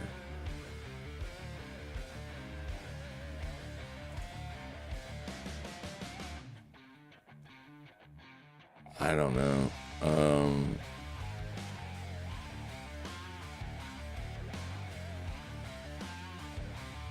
We could potentially be a seller on the one spot 16723. Just use a stop up there. But that's a trap. You've already shown that it's a trap.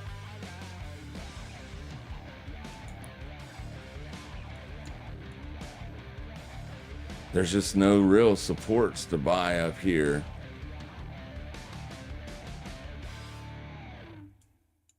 Yeah, it's just in the middle of nowhere.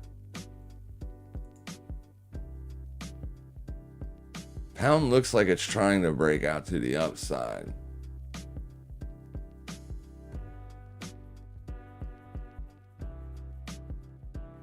And it would if the dollar's weakened today.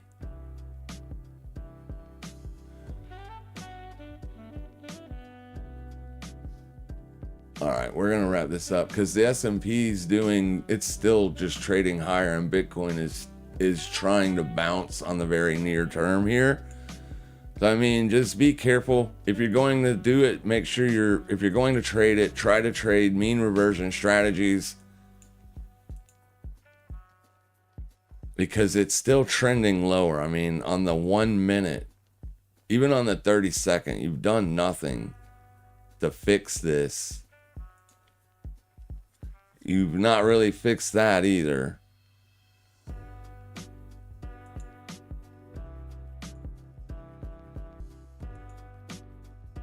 Yeah, everything looks like it's going to continue to go lower. It's Friday, so people are going to quit trading early today.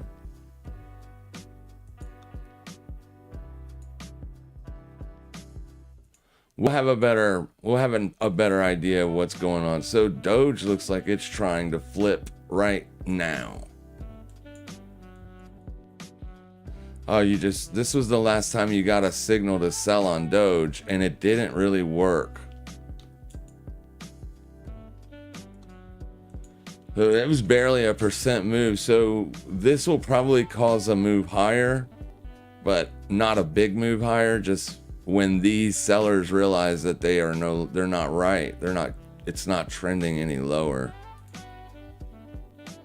And the day still looks good too, the daily range. But I don't know if you'll see much more anything today. We'll see. Y'all have a fantastic rest of your day. Wait, let me make sure I didn't miss anything. You learned your mistake. That's great. That's the only way to get better, man. Keep doing that. Keep doing that. I will help you control how much money you lose. And I will, clearly you're going to have to make trades on your own in order to get experience. But please don't lose a lot of money gaining that experience. If that makes sense. We're going to do live streams periodically throughout the week, and obviously I'm going to be taking trades live. Some of them are going to work, and some of them are not. I try to give you the bias beforehand, so that way you know what we're looking for, but it's up to you to manage that risk, for sure. You guys have a fantastic rest of your day. Make sure y'all trade safe, trade smart, and as always, happy trading, everybody.